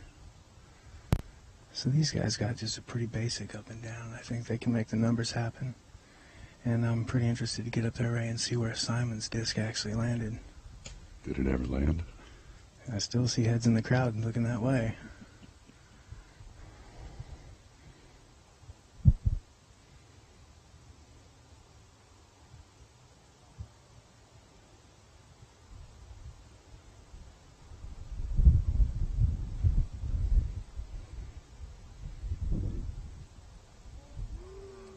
Like I said, just a pretty basic golf shot for these guys out here, Ray.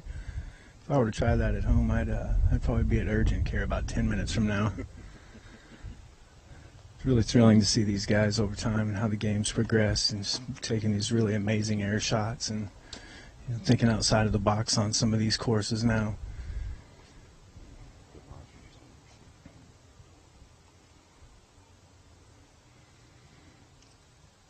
Jesse's going to line up for another big lefty rip, I'm sure. With the growth of the trees right there, the middle alley, he's going to have to thread the needle, or he's going to have to play high as well.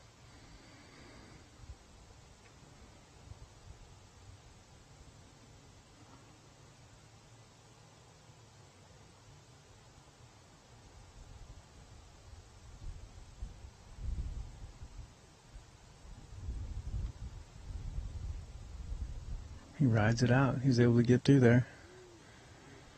Yeah, it was a great shot. Well, Ray, what we just learned is you put together two great golf shots back to back. You get little golf claps.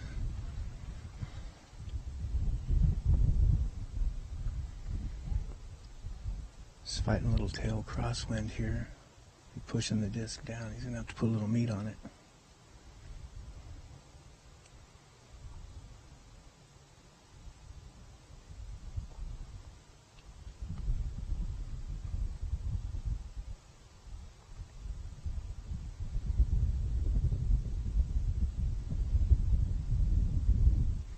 Alex repping Black Zombie out of the Austin area. A feature card today.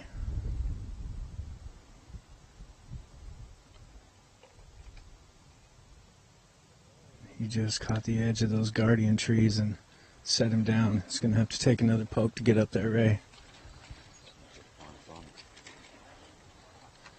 Yeah, this is the moment we're all waiting for here. Did he get it out into the open fairway? I think the spotter's telling him he did come down in the fairway, but he skipped off over into some stuff on the right. Yeah, everyone here is saying that he took about an 80-foot, about a 45-foot skip on that shot. But hey, he's not in the woods. He's on the edge of the shul that gives him plenty of room to operate.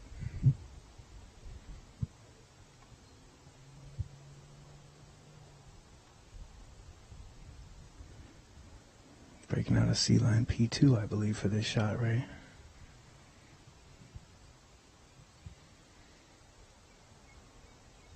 He gives it a great poke. Yeah, just probably about 6 feet out. Great shot, Simon. So that'll be a drop-in 3. Our favorite little German lad. He's having a great day out here. You know, it's opening day. Everyone's kind of feeling fresh, feeling good. Everyone's got big smiles on. A lot of folks are done putting their numbers up for the day. They're joining the crowd now. Getting ready to build into the Festival of the Flying Disc festivities this evening. Part of the Disc Golf Pro Tour stop, the excitement. Little night action, fun and games, bring the family out, get the locals involved. Steve Dodge is the MC of that. He does a great job, makes it fun.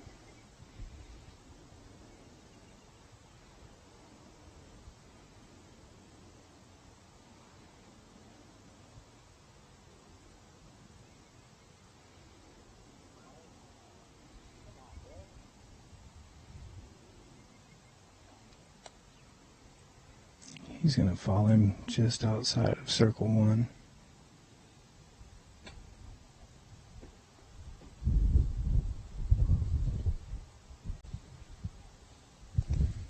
Sam Barry's in the tree. Like they said, he hit up in the top of the tree.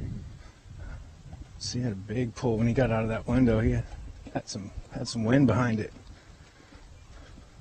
Simon helping him out with the spot.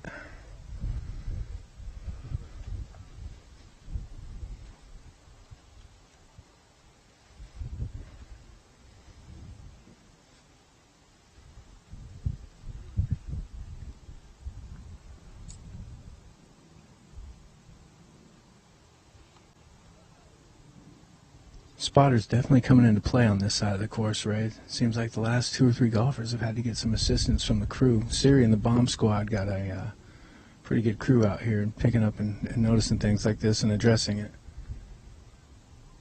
I don't know what we're looking at over here. There was an OB fence behind this basket. I'm not sure if Barry went OB or not. We may try to make our way over to see if we can see what happened. Barry's definitely not happy with it, whatever it is. I'm pretty sure that's his lie right there. He's good to go. He's just not happy about it turning over and being in the trees. From where we were standing, it looked like he just got a great second pull. Just kind of fly down and finish out and kind of be in between the 2 circles. But it looks like the wind over here just kind of carried it. You see that Innova flag? That wind's blowing left to right, so it probably just held him a little longer than the music played. Yeah, you're right, Joe, because I thought initially they did, but now they're saying he hit a tree and it dropped it straight down. He's just got a tough shot from the brush over here. And we got swirling winds here in the corner between hole 11 and 12. Barry's going to take the time and address the shot. Put himself in a good position to drop it in and move on, I'm pretty sure.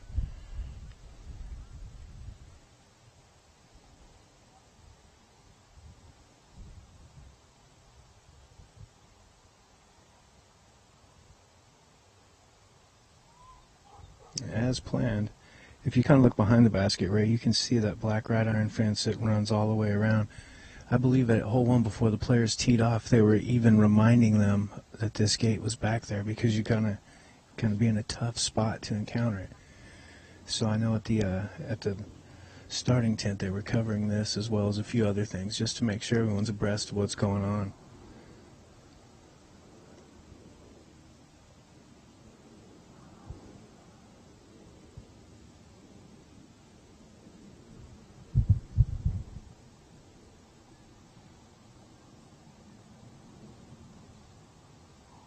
Alex with a good run, just misses right.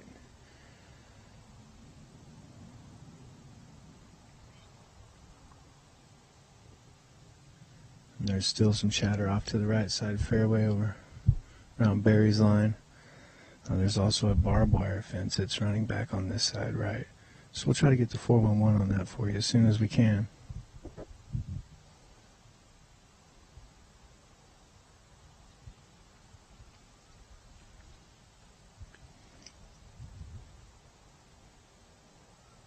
And Jesse Dalton hits a little high, falls in, great putt. Inside the red circle, probably about 22 footer there.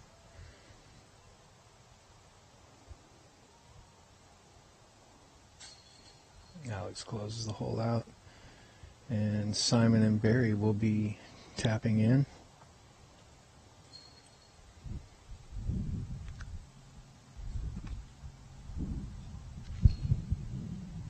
All right, we'll try to get the information on what's going on with Barry's shot there, and we'll get it to you when we come back after this word from our sponsors. After this word.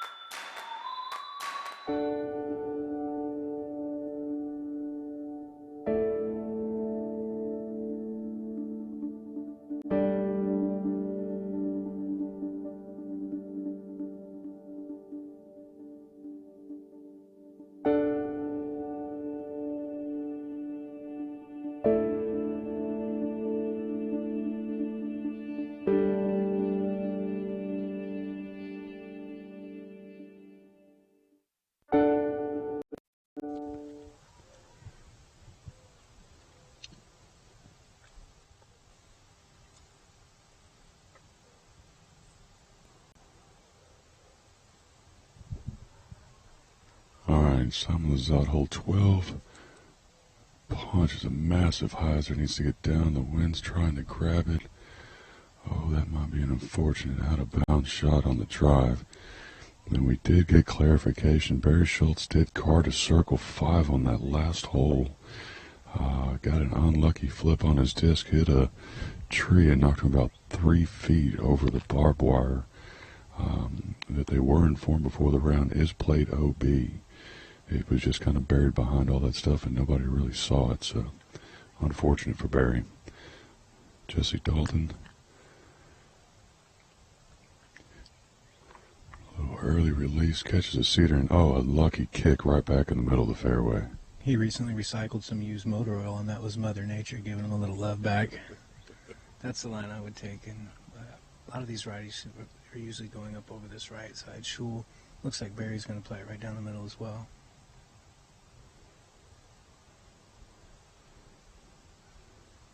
Barry going a little flippy here, needs a stable up, and he is looking good. Gets a little skip at the end, and he looks like he's parked up there. Nice recovery after that unfortunate kick off the tree OB. Alex Ferreira.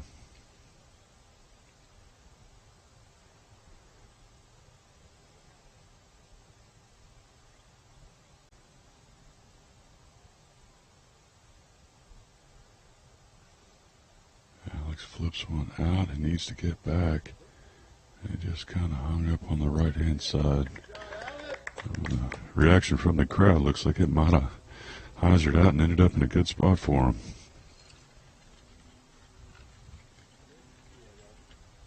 And I'm going to go back to the ladies here.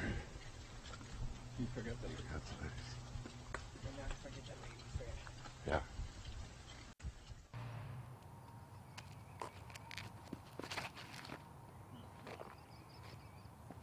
There was a slight slip. Oh. You got a putt.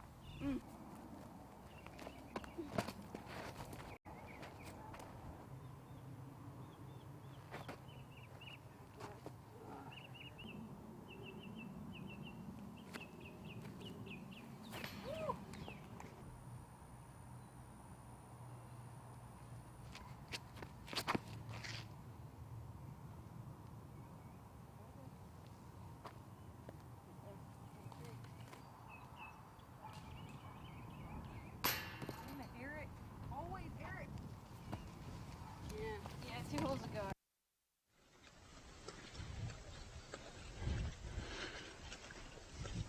And we're back here on hole 12. Jesse Dalton just on a forehand flick and skipped him up inside circle 1, which I think he's good. I think the question now, Joe, is where did Simon go OB? He threw the massive Hyzerbomb, but that right to left wind grabbed it and just pushed him way out of bounds. I believe we've got some people right now trying to get eyes on his disc so he knows where his next shot's going to be at. See if we can't walk over here with him and get a look.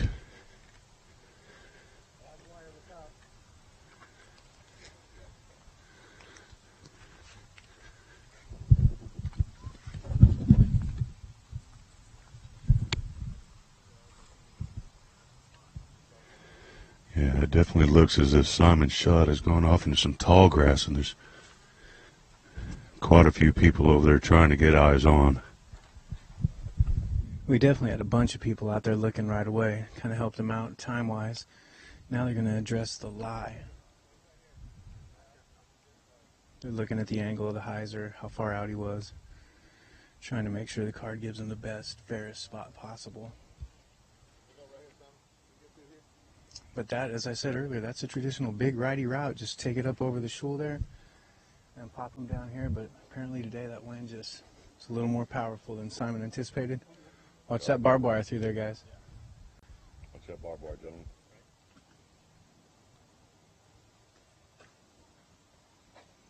Where'd I go? All right, with no man left behind, it's back game on hole 12. Let's step out of the way here, Brother Ray.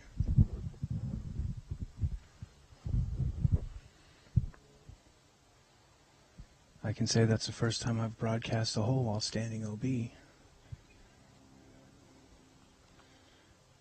Alright, Alex's back game on. He's just inside circle 2 blue flags. He's probably looking at about a 55-foot putt.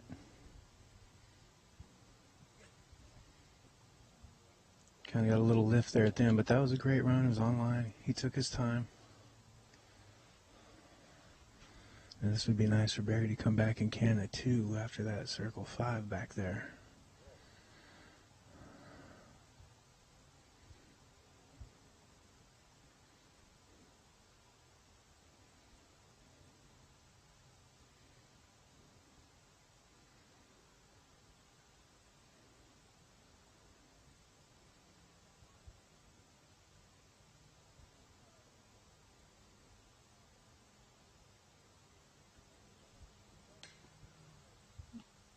Barry just short.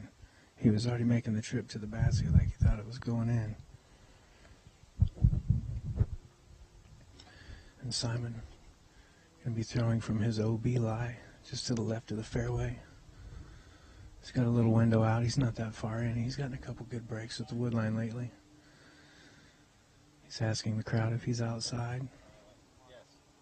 And he gets a nod, so we're going to see the infamous Simon fall. Lurching forward putt. Can't say falling. I guess it'd be a falling putt, but always fun to watch. Oh, he didn't do it. Didn't do it. Ended up panning low.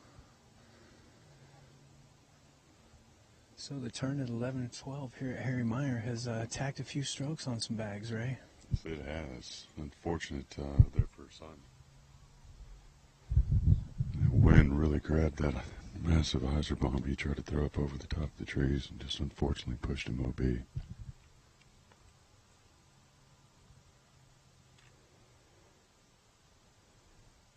Alex Ferreira taps in. He's good to go. And Jesse Dalton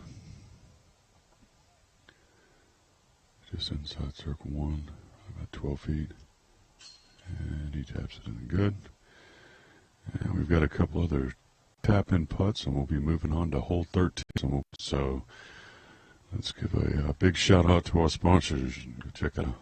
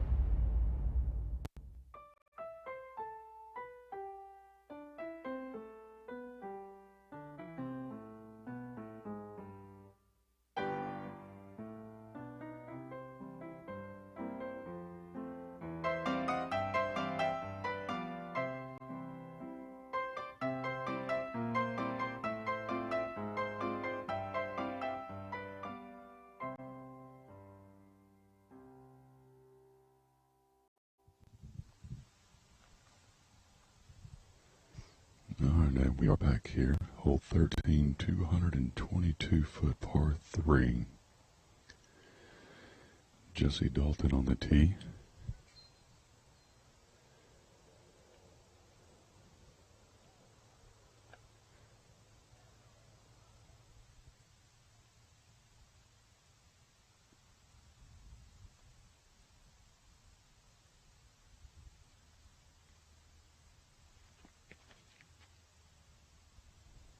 A forehand looking for a skip, and sounded like he hit the backer board and safe inbounds just behind the basket. Up next we got Barry Schultz.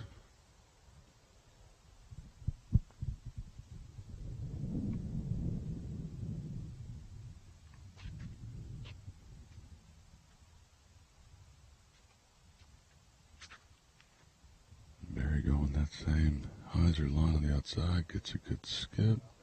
Looks like he's inside circle 1. Alex Ferreira. Looks like he might be going that hyzer line too.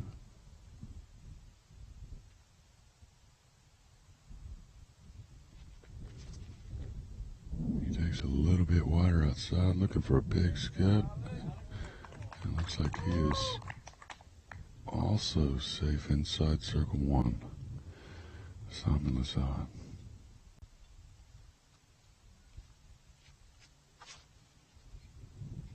Oh, unfortunate kick off the tree. He is disappointed with that. You can see it. All right. Well, let's go check in on the ladies, and we'll see you right back.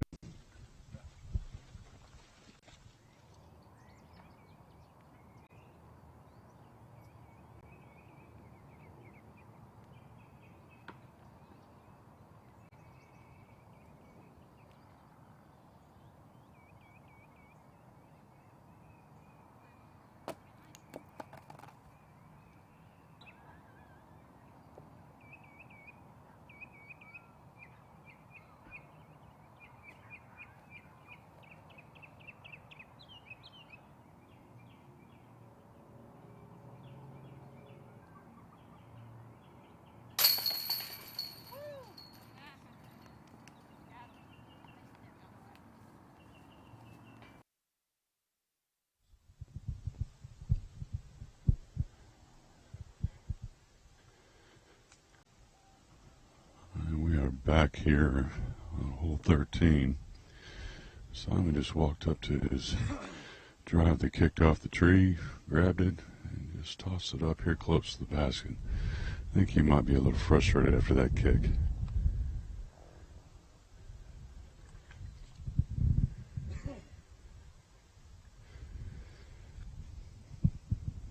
So Jesse Dalton lining up his shot.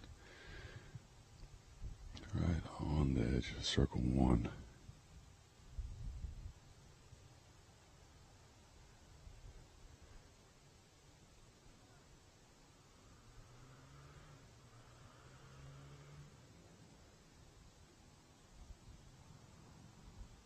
And he's nice putt. Nice birdie. Well played there for Jesse. Take a look here and see who's out next. Looks like Simon is out right now.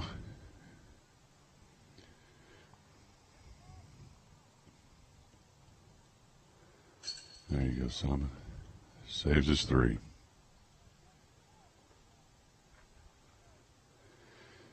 And Alex Ferreira taking his meter relief from the wall here.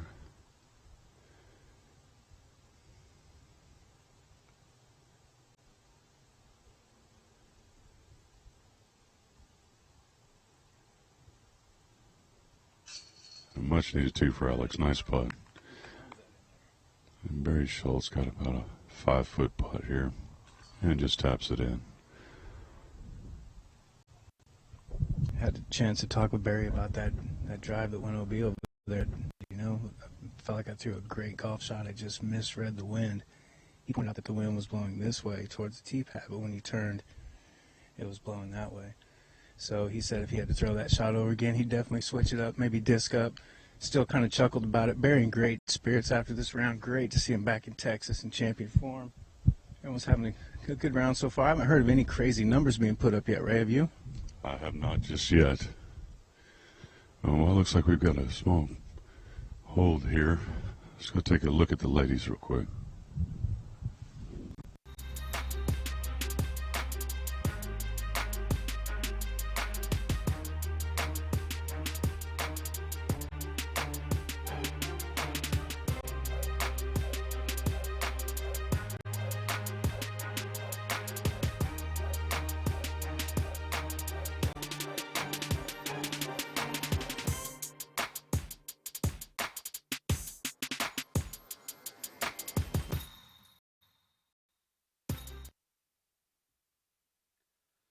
Do it! Just do it! Don't let your dreams be dreams. Yesterday, you said tomorrow. So just do it! Make your dreams come true! Just do it!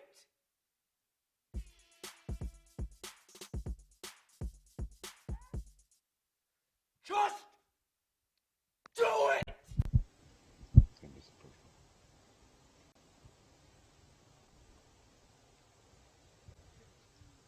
Barry's shot gets right up there. Like I say, he played right to the face of that hill. And that wind, of course, blowing right to left. You can see that end of a flag blowing strong up there. Those are heavy flags to be blowing that hard. So once they get outside of this shul here to the right, the wind's going to pick up. Alex addressing the shot. He's got to pure those two trees right off of the tee. That's one of those things the designer drops in just to make you think. The hole's not super long. It's just well-placed trees. Good lay of the land here. So far, I don't see any of these drives that would be super struggling to try to get up and down for the two. Simon definitely not happy hitting that tree earlier. He had to take a moment and regather. Let's see what he comes back with. Plays the lefty hyzer with the flick shot. Just goes a little long up that hill, but he's still right at the edge. He's kind of getting that break most of the round, Ray, where he's just poked maybe 1 or 2 feet in. We haven't seen Simon really have to go way in. All right, let's go ahead and shoot, ladies.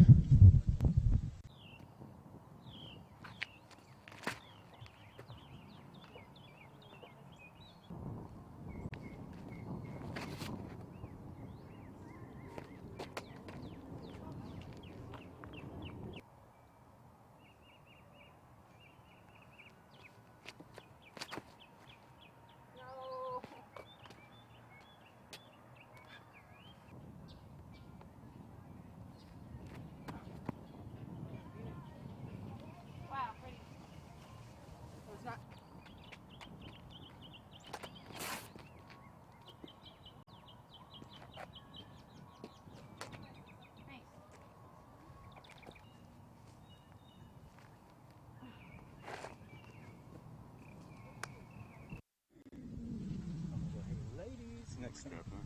What? 3, 2. All right, fairway 14. Simon just at the edge. He's going to be first to putt. He's probably looking at a 40-footer here. Right into a headwind. Basket playing about a foot and a half low. And he pops the band. He's definitely not going to be happy with that.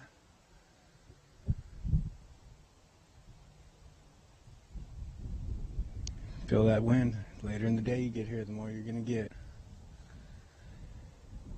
And we're getting out to the big plush green grass open part of the course.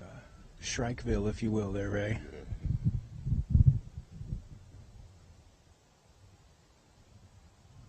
We've got Barry just back edge looking for his stuff.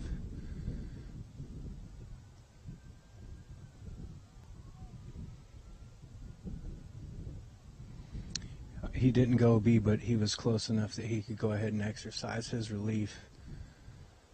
Give him a little better stance. I don't know if you guys can see it at home, but we've got another barbed wire fence kind of running just about 3.5 feet behind Barry. He's going to pace it off.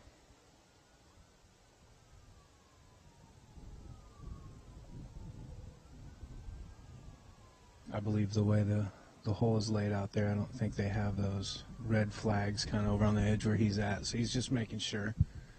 You can see the one off to his right as we're standing. Let's see what he's got in store for us here.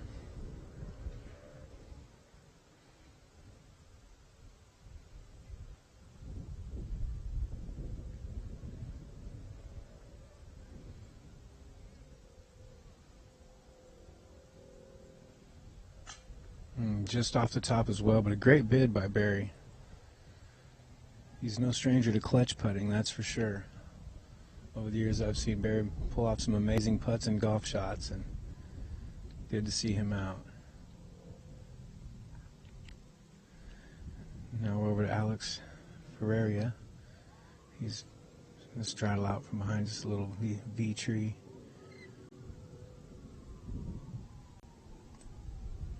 Putting with a strong tailwind, and he still drops it in. It's good to go. So we've got a bird on the card. And see if Jesse can go ahead and put this in. He's well inside the circle. He's looking at about a 15-footer.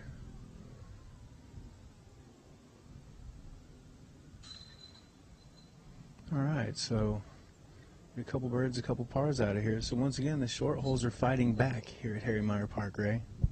Yeah, they really are. Unfortunate if they Simon and Barry not to be able to capitalize on those birdies right there. Yeah, I felt like everyone had a nice aggressive drive. So now we're going to go ahead and we're going to flash and check out our sponsors.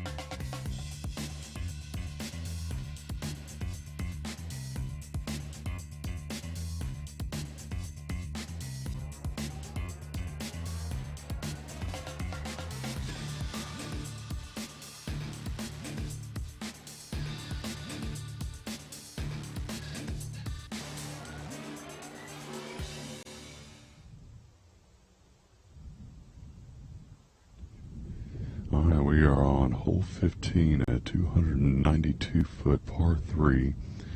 First look at one of our real elevated baskets. The base of the basket is about 5 feet up.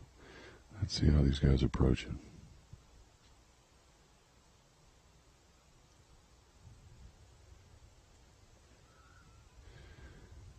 Jesse Dalton throws a forehand spike hyzer. It's a nice skip at the end. Looks like he's going to be very happy inside circle 1. Joe, it looks like most of these guys, the hyzer line would probably be the best line to throw. Yeah, there's a pretty good hyzer route here. Once again, the designer has thrown out a couple panic trees there right in front of the short pad to kind of mess with your lines, and then it gets kind of bushy up top down toward the left-hand turn to the basket. But if you pure that line or go up high, it should be a basic golf shot, Ray. And Alex, unfortunately, catches a tree in the fairway, leaves him quite a ways out, and still a challenging upshot. Barry Schultz.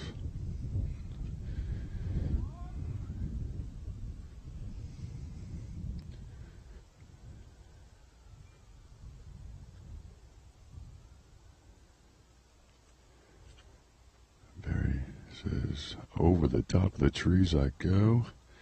Looking for a skip, and he gets it. And rolls right up underneath in circle 1. Oh, Simon Lizotte.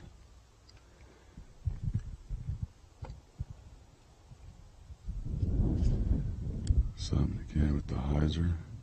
This one looked to have carried a little bit further than he wanted, and it did, and it caught a tree. Oh, and he's dropped down well short of circle 2. So he's still got a little bit of a look here to get up and down for that 2. You know who I've seen play this hole really well in the past is a Pro Masters player, Patrick Todd. He usually does very well here, high birdie percentage. He pulled out due to a broken foot. He's missing the action here today, or I'm sure he'd be putting up a good number.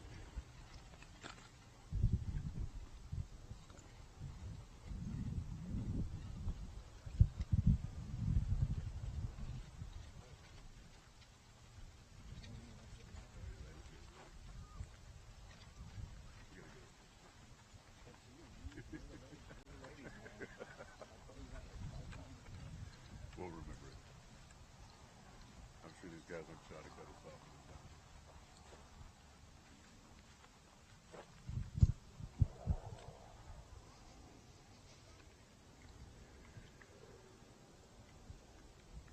We're looking at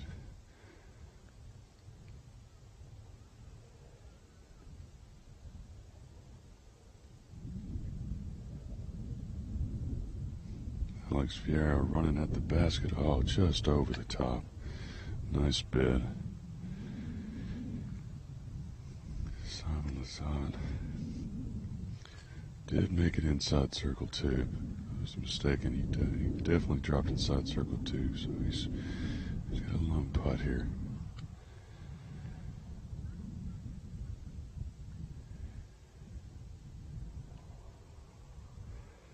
Gives it a run.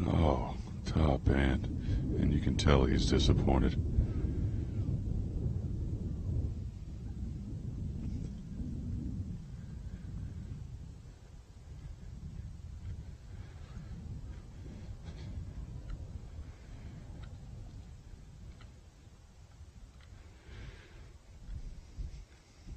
Inside here to circle one, Alex Ferreira. This will be for his par save.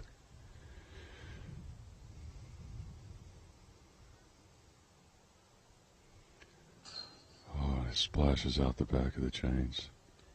Unfortunate break there for Alex.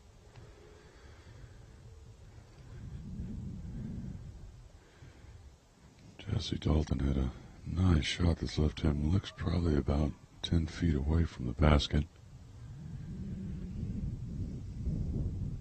And he capitalizes on his too.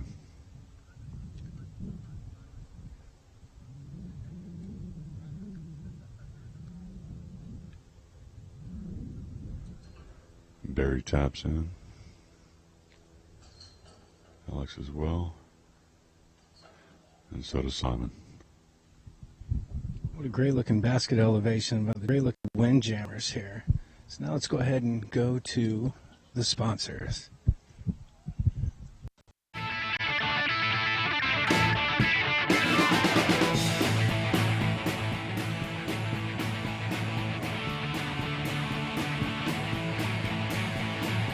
The Rex Arm is a simple yet highly efficient way to retrieve your disc. All you have to do is reach across the disc, put it at an angle, and let gravity do the rest.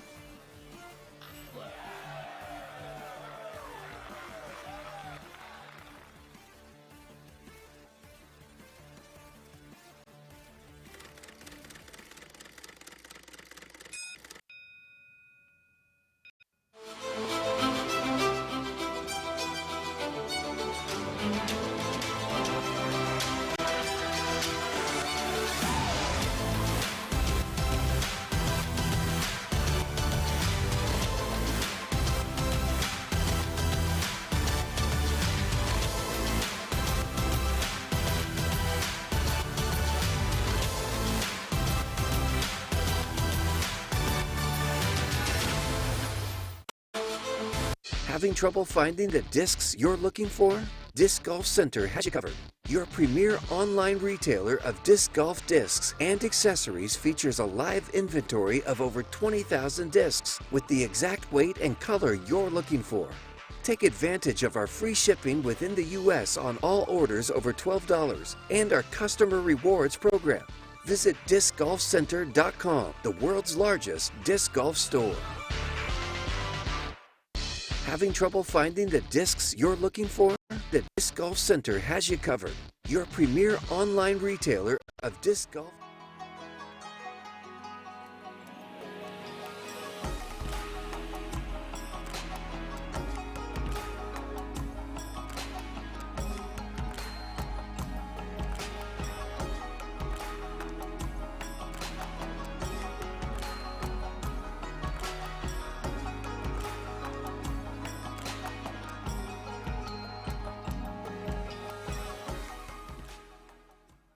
Sun King Discs, established in 2001.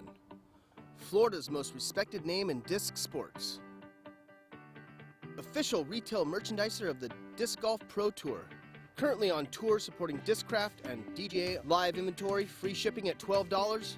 All orders $19.99, ships in a box, includes single discs, large selection of both stock and collectibles.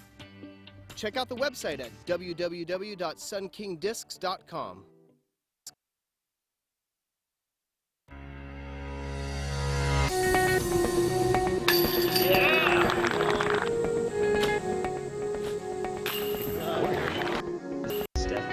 I was gonna say. No.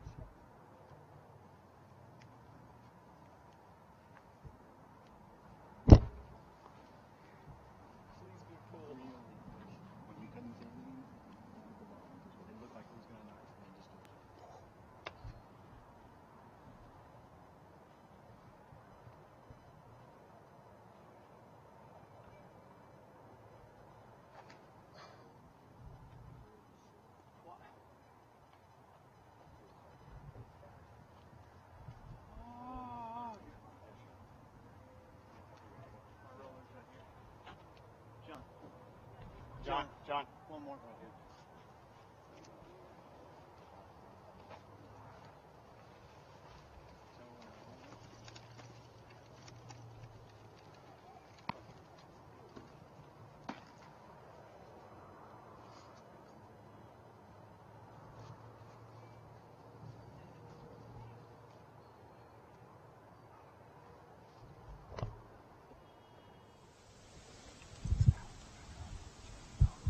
Just 10 seconds.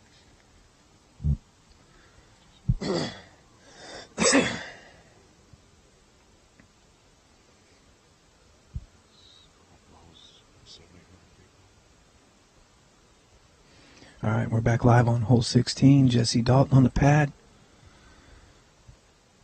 A little flip hyzer. This hole's playing 573 feet. You've got a couple rows of guardian trees that you have to get over. So that was a fairly good drive. You got Barry next up on the pad. Wind kind of swirling. 1 minute it's blowing left to right, 1 minute it's blowing in his face. He's going to take the time, get the wind read. Oh, and he played that one nice. That's got a nice bend to it. Wow. But see, once again, Ray, when he got out of the shul, that wind kicks in. This is 2-3 holes in this round that we see the wind is blowing multiple directions on each hole. Absolutely right, Joe. Simon's got the arm to handle that, though. He got over the first row, and he's out in the fairway. Might have that little knuckle of a tree in the way there, but I think he'll be able to get up and down from there. It kind of opens up down that way.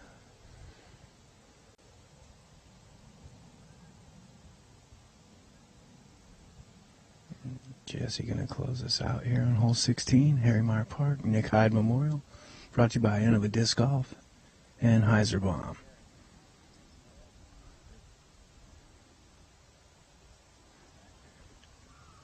Alrighty, now let's go ahead and cut to the Disc Golf Pro Tour leaderboard, Ray.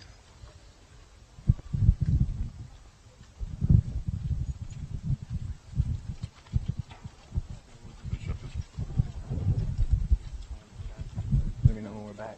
Yeah. Okay.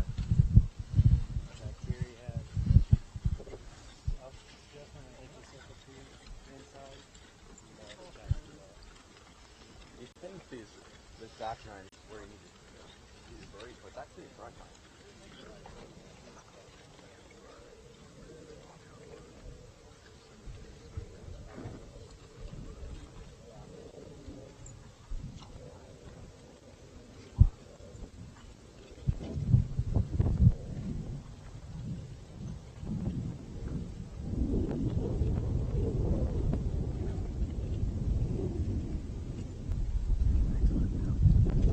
Yeah, Ray, as we get up here just past that stuff on the right, you notice all of a sudden we were just getting big gusts of wind going from right to left. That would kind of explain some of the funky flights on a couple of those drives. Keep in mind these athletes are putting those way up in the air, and once you get them up there and you open up that plate to the wind, a lot of things can happen. Looks like they're waiting on the group ahead to hole out.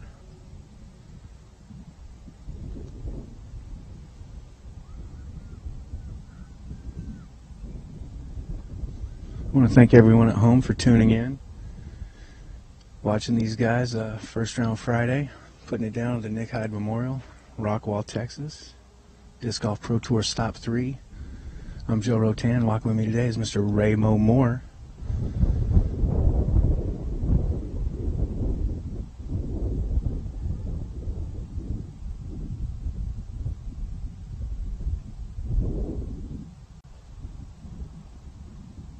Hope everyone out there is enjoying the footage, and you guys can plan on tuning in tomorrow as well as Sunday for all the Disc Golf Pro Tour action. Stop 3, Nick Hyde Memorial Tournament, Rockwall, Texas.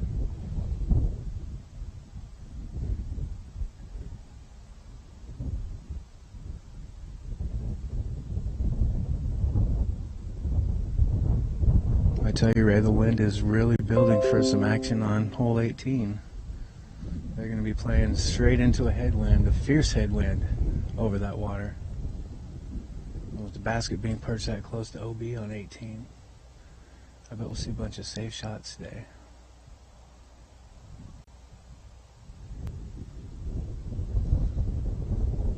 Big Germ's card is still up there, sizing up their putts. I see players off on the wood line up there.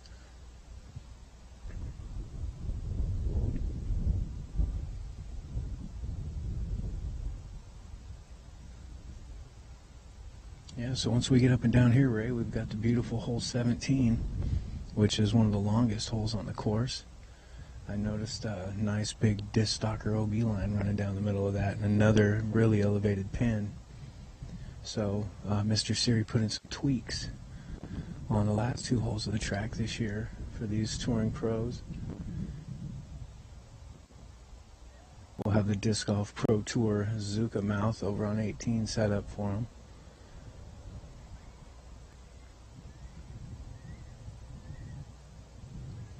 We want to thank Zuka for their continued support of the Disc Golf Pro Tour.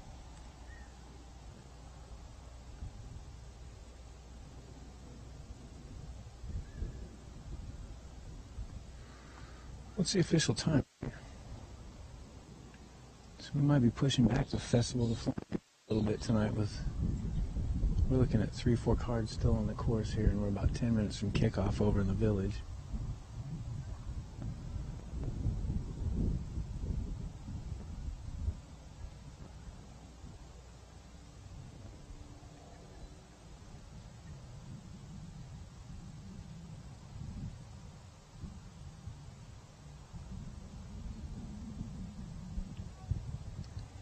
Barry's sizing up his shot. They're about done up there.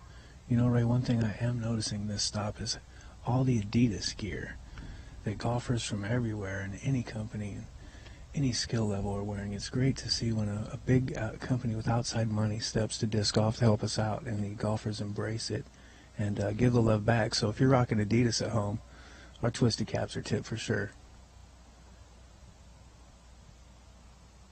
Look for more exciting things from Adidas and Adidas Outdoor, what they have in store for disc golf.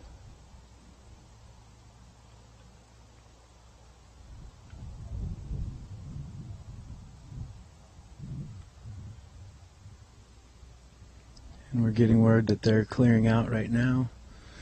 We should be back into regular rotation here in just a few seconds. I believe it's Barry's out. They've all kind of had time to think about what they're doing, gauge the wind, and unfortunately the wind is changing like every 5 seconds out here right now. These cedar trees don't really blow, but rest assured there is some breeze going on out here.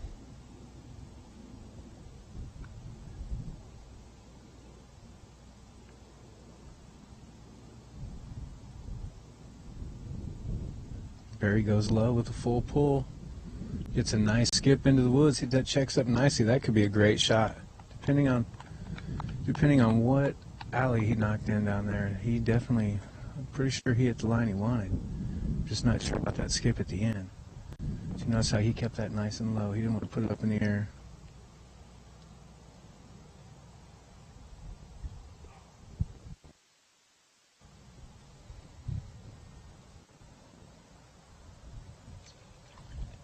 Alright, we've got Alex addressing his shot. See if he stays low down the pipe. Try to keep it out of the wind, or if he tries that big righty line.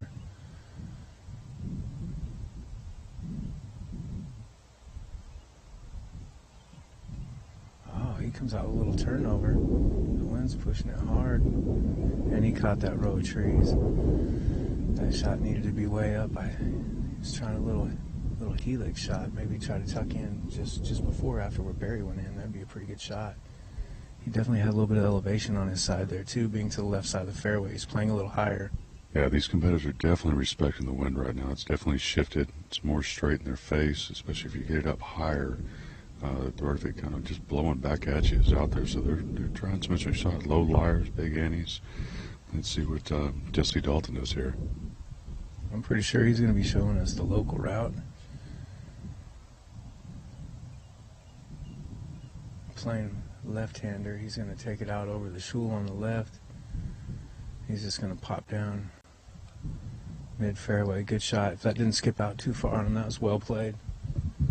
And Simon had the crank on the card, and he's definitely he's kind of tucked a little bit behind that tree. Let's see what he's working with.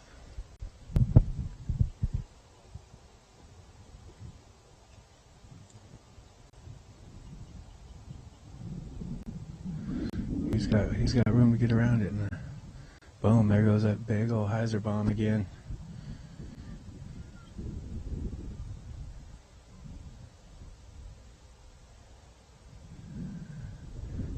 I didn't see that, and I don't think he did either. He might have pulled that a little harder than he wanted there, Ray. Yeah, I think after those last couple of kicks for Simon, he was really trying to be aggressive there and try to get up and down and get his 2 on this hole. Yeah, I think he was definitely trying to get that 3. He had to make that to get a 2. I mean, well, you know, we've seen the kid do amazing things, Ray, so you're on the believer side of the coin today, my friend. We got Barry up over left looking at, I believe that was Alex's disc, correct? Yes.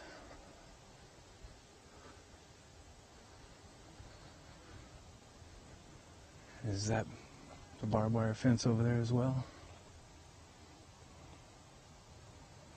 Yep, and it looks like they're going to be spotting him out.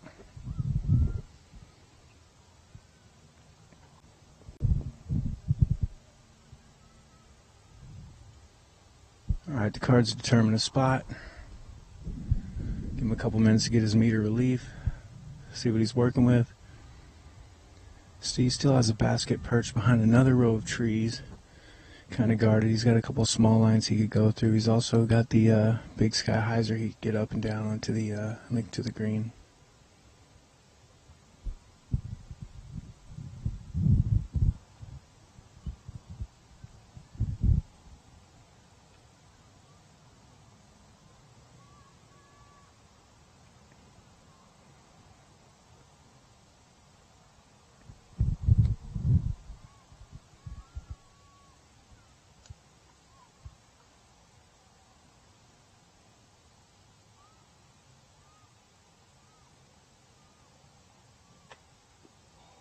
He tried to go ahead and bust that big sky hyzer we were talking about and just caught the side of the tree in front of him. Got a generous roll now. He can have good footing. He can see both lines to the basket from here. Get up, get down, drop it in, and move to the next one. You still got 2 holes left. You can make some moves out here. Let's hope he can shake that off and get one up there.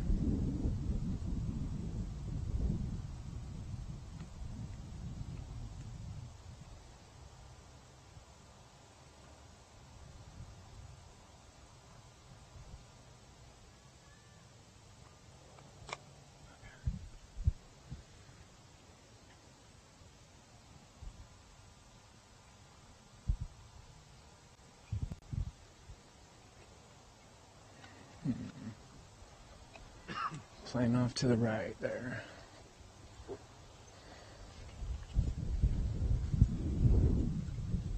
Yeah, so Ray, from the time they teed off, once we get up here by the basket, I say that we're standing roughly about 15, 18 feet above the tee pad now. So this hole's slightly uphill, just eating up some of that distance. And you got multi-directional winds. Just not seeing the guys fired up about their shots on this hole. Yeah, this hole definitely poses quite a few challenges for you, especially with all these cedar trees.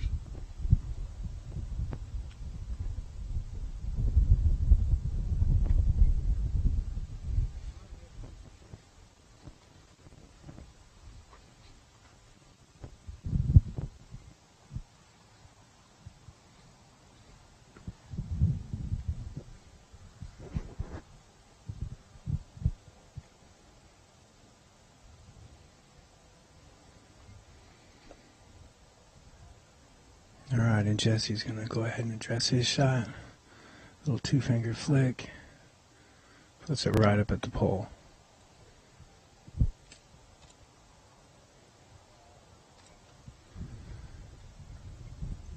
We've got a little looking session, and it looks like it's going to be Alex is out. He's now throwing, I believe he's throwing 6 right now on this Ray.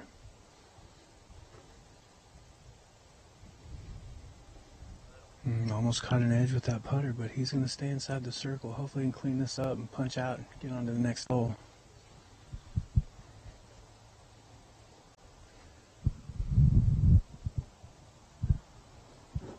And Barry Schultz.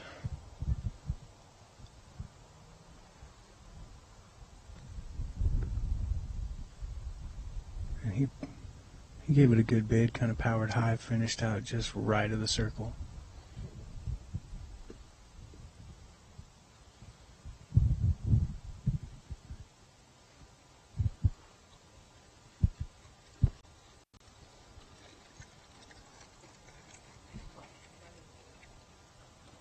Looking for Simon's disc, and of course T-Dog on the ball catches it.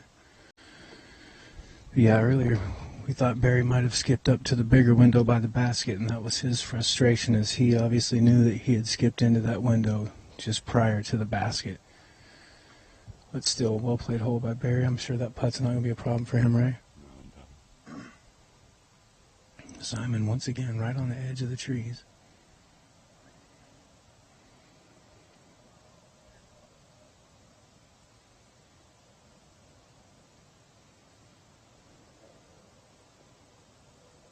He just misses left.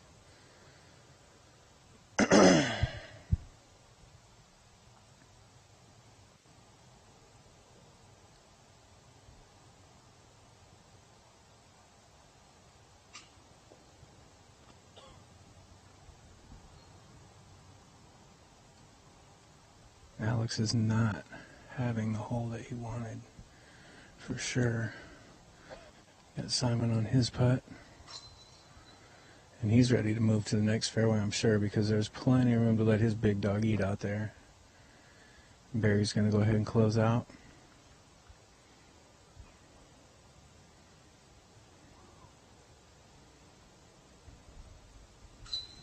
We got to love a disc catcher just glistening in the sun. And so Barry can walk off to 17, and these guys got two pretty nice holes coming up. Let's hope that they can forget some of the stuff that frustrated them with this hole. They're going to be right back out in that wind with a lot less trees on the next hole, right? We're going to go ahead and roll to our sponsors.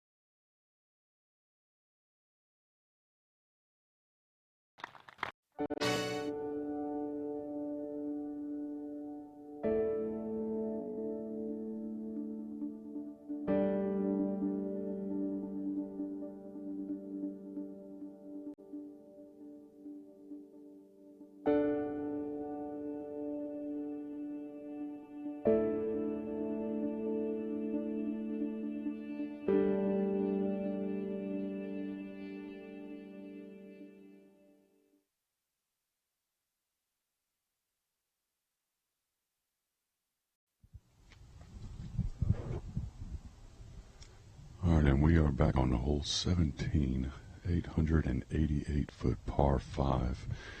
This hole plays with an OB line down the right-hand side of the fairway. And there's still quite a few cedar trees to the left here. See how the competitors attack this fairway.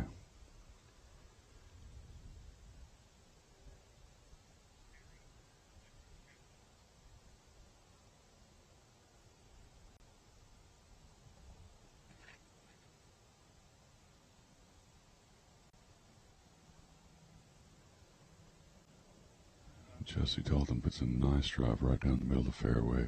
He should have a really good look at the basket from there. Barry Schultz. The first drive on this hole, Ray, lines up great for a lefty. All he had to do was pump it out there and just give it room to die. Yeah, definitely a lefty-friendly hole for sure.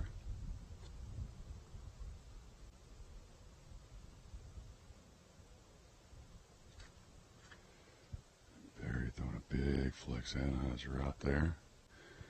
Hoping that wind turns it over and lays him out there exactly where he needs to be. Simon Lizotte.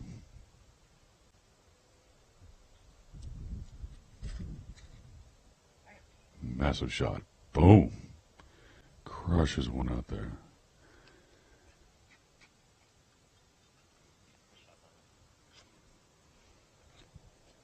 We got Alex Ferreira.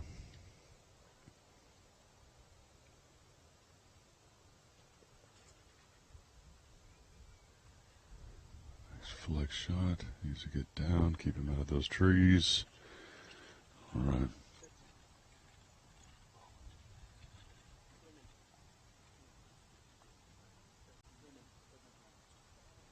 Oh.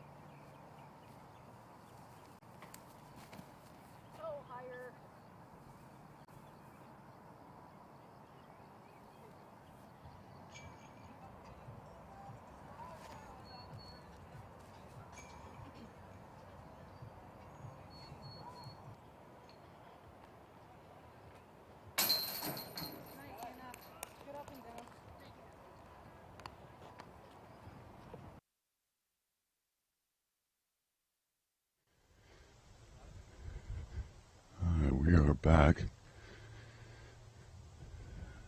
Looks like Alex Ferreira has found his drive.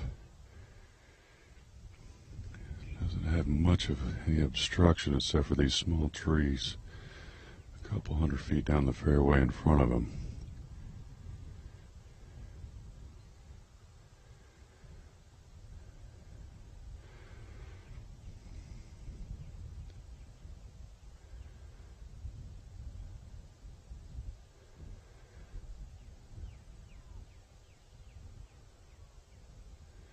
He's still got about 600 feet to go here. See what he can do with it.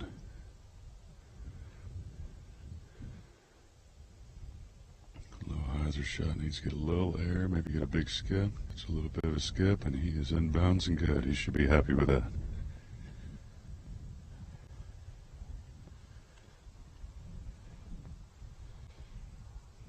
Jesse Dalton, looking at his shot, looks like the card in front is wrapping up here on 17. See if Jesse's going to give him a moment to clear out of his way.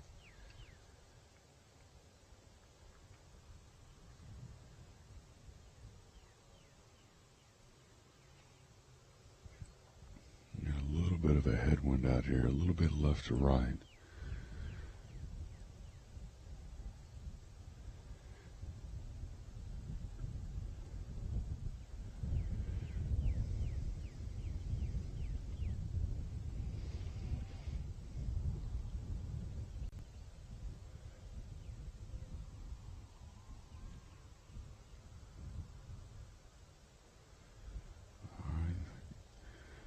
Guard ahead of us is now clear. Looks like Jesse's ready to go.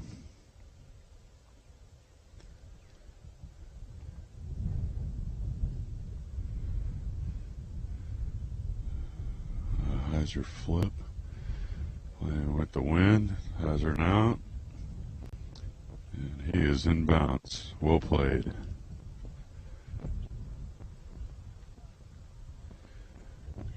Take a peek out here for Barry Schultz's drive. Looks like we've got eyes on it.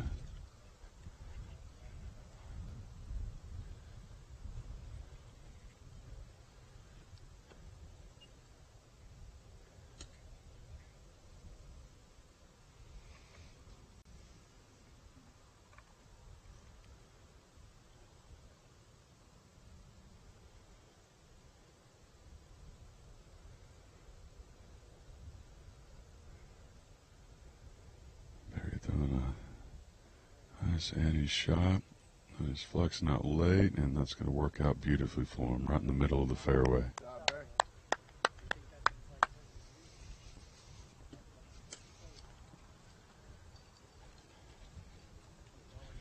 Simon, of course, with a massive drive out here. Leaves himself with the opportunity to get down in the green, see what he plays here.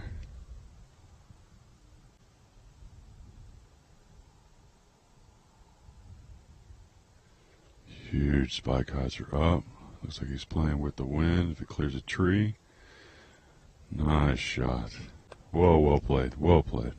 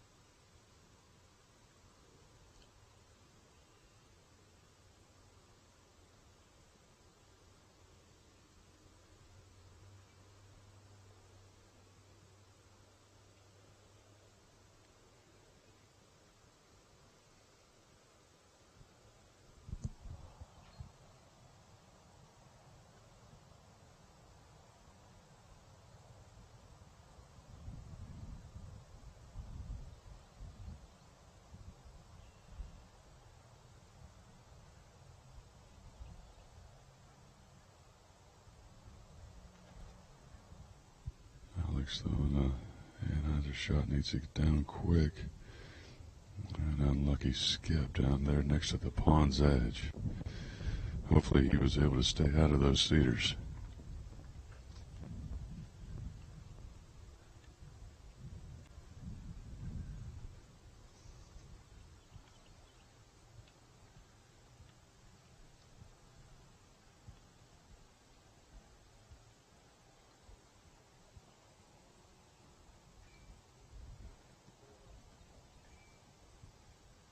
Jesse here with his 3rd and 10.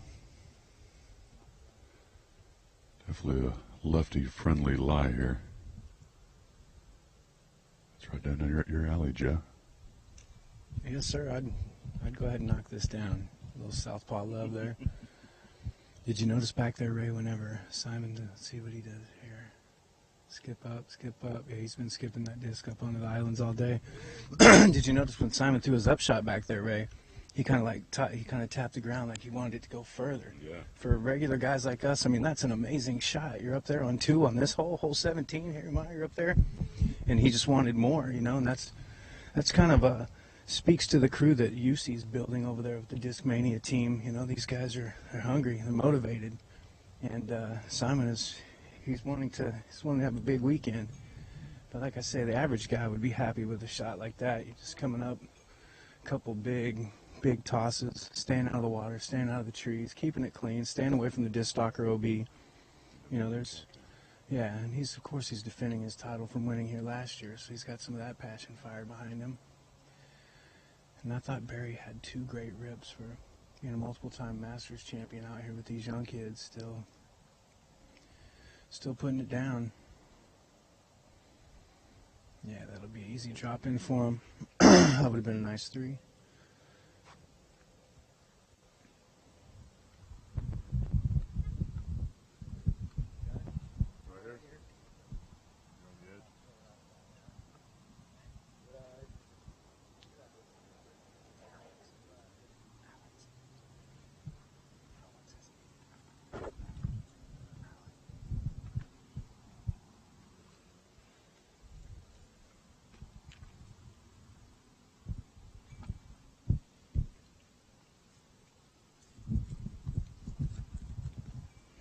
Alright, we've got Alex locating his lie. He's just off the first cut. He'll be able to knee out.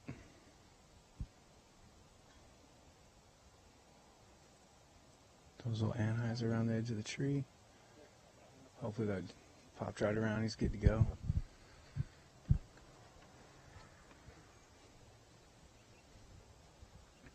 And Simon is in the second circle, about halfway, so he's looking at about 48-footer to this elevated basket.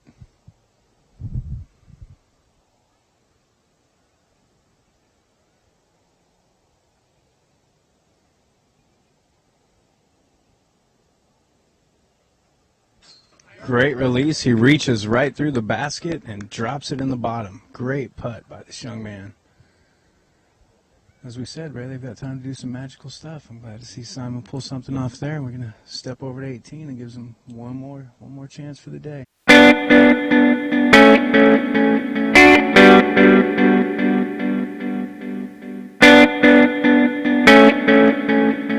going to be playing about 38 feet. Got that lefty putter warmed up.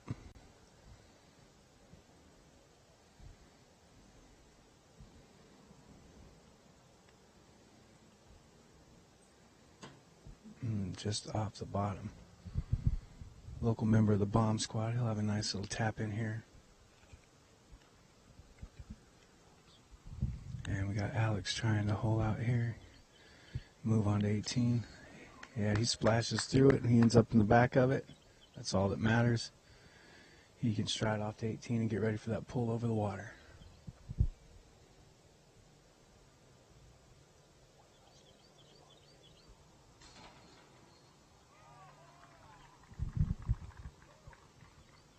All right. right, as Barry holds out, we urge you all to sit at home and take one last look at the great sponsors of the Disc Golf Pro Tour and the Nick Hyde Memorial, presented by Innova Disc Golf and Hyzerbomb.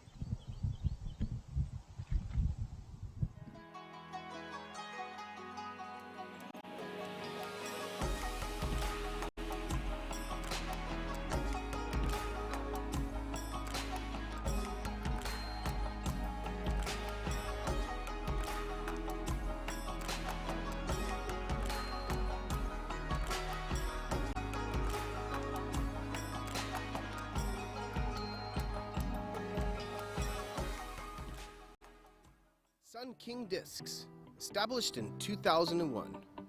Florida's most respected name in disc sports. Official retail merchandiser of the Disc Golf Pro Tour. Currently on tour supporting Discraft and DGA live inventory, free shipping at $12. All orders $19.99, ships in a box, includes single discs, large selection of both stock and collectibles. Check out the website at www.sunkingdiscs.com.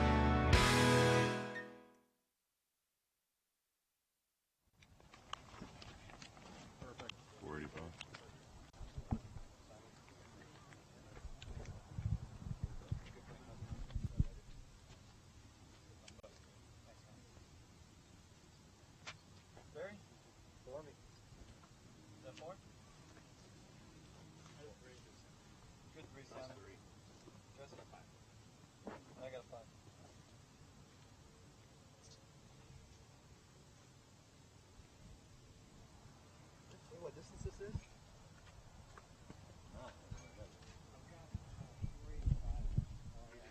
We are back here at hole 18, 485 feet across this pond, and then they got a hillside just elevated up. Sure, this will be no problem for Simon.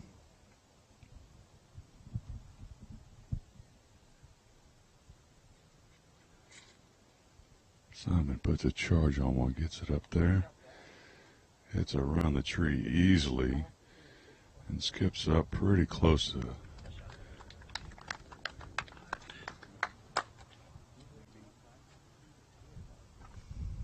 You notice when he threw his plant foot down, Ray, he slid forward. Once he planted, he slid forward about a foot on that pad with those little Nike shoes on or whatever he's wearing.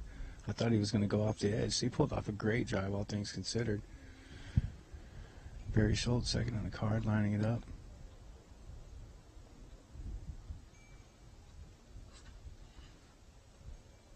Barry attacking straight at it. Great flight, nice straight flight. He's over there, he's got a putt. One thing about the super long putt on hole 18 here at the Nick Hyde Memorial is you're putting right towards that keen OB line. Jesse Dalton going to take his last drive of the day here on 18. Going to play that lefty line. The tree really won't come into play for him.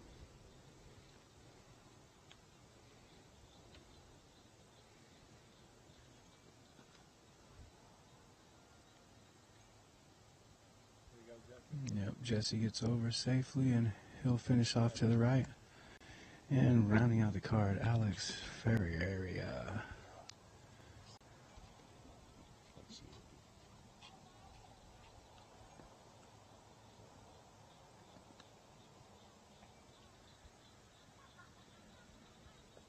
Final drive of day one. Little hyzer flip.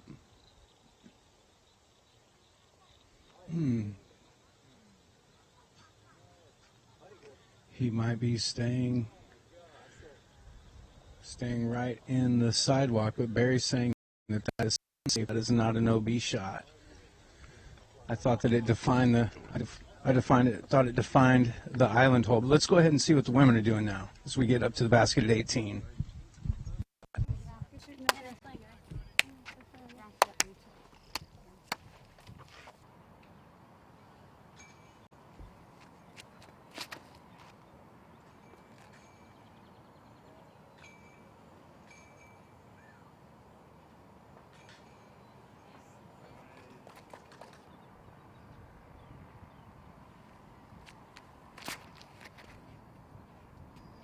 Good, the house there, nobody will be watching me.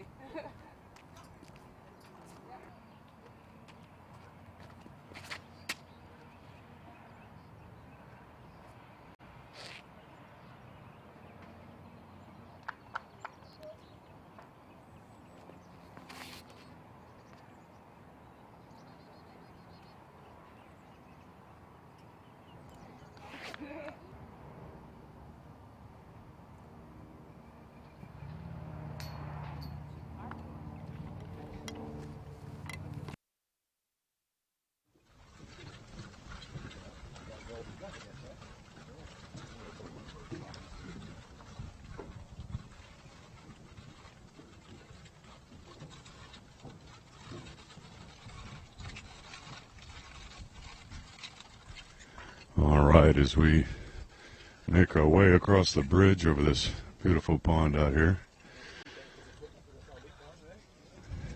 chatting up here with Barry Schultz. Always a lot of fun hanging out with the competitors here.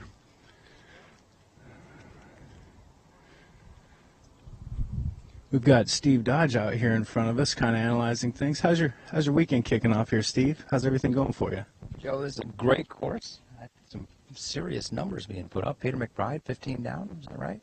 I did not see that. We've been out doing work. We were wondering, some people at home were asking if we had some crazy numbers until we flashed to the Disc Golf Pro Tour scoreboard. So now they know. Peter McBride birdied his first 10 holes in a row. It was pretty, yeah, I would have liked to have seen that. Maybe we'll see it again tomorrow. But hold on a second. I'll give you some other numbers. So you got Peter McBride at 15 down, Nate Sexton, Paul Macbeth at 13 down, Ricky Wysocki and Emerson Keith, who I think is a Texas guy, sitting at 12 down. Simon, if he hits that putt, would join that crew and be tied for 4th place. Wow, so they're bunching up tight here on the first day. Lots of good scores. I heard Joe Revere in the Masters division put down a 53, I believe. That would be very easy to believe. So that was, yeah, that was one of the big numbers, or nice numbers, when we were heading out to help out with this project. I'm going to say one thing that's impressed me so much with right here, 2 nights in a row, amazing sunsets. This I can't help but want to be home with my arm around my girl, saying we're in Dallas, just having a great old time. Instead, I'm by myself on a bridge. Stressing over people having fun. Yeah. And Barry with his upshot. Yep, he's right underneath the basket. That'll be just a normal tap in for him. Great talking with you, Steve. Good job. Okay. Staring into the sun, the people of the sun. As the sun sets on the Nick Hyde Memorial Day 1, Ray, what a day it has been. It has been. Got thrown into broadcasting, kind of making it work for you, baby. Love that voice.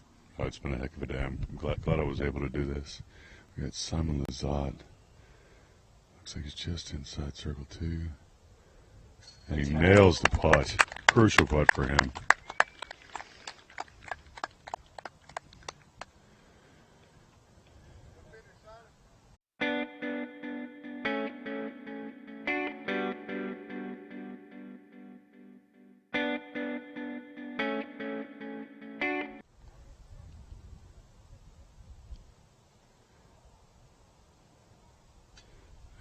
Off the top band.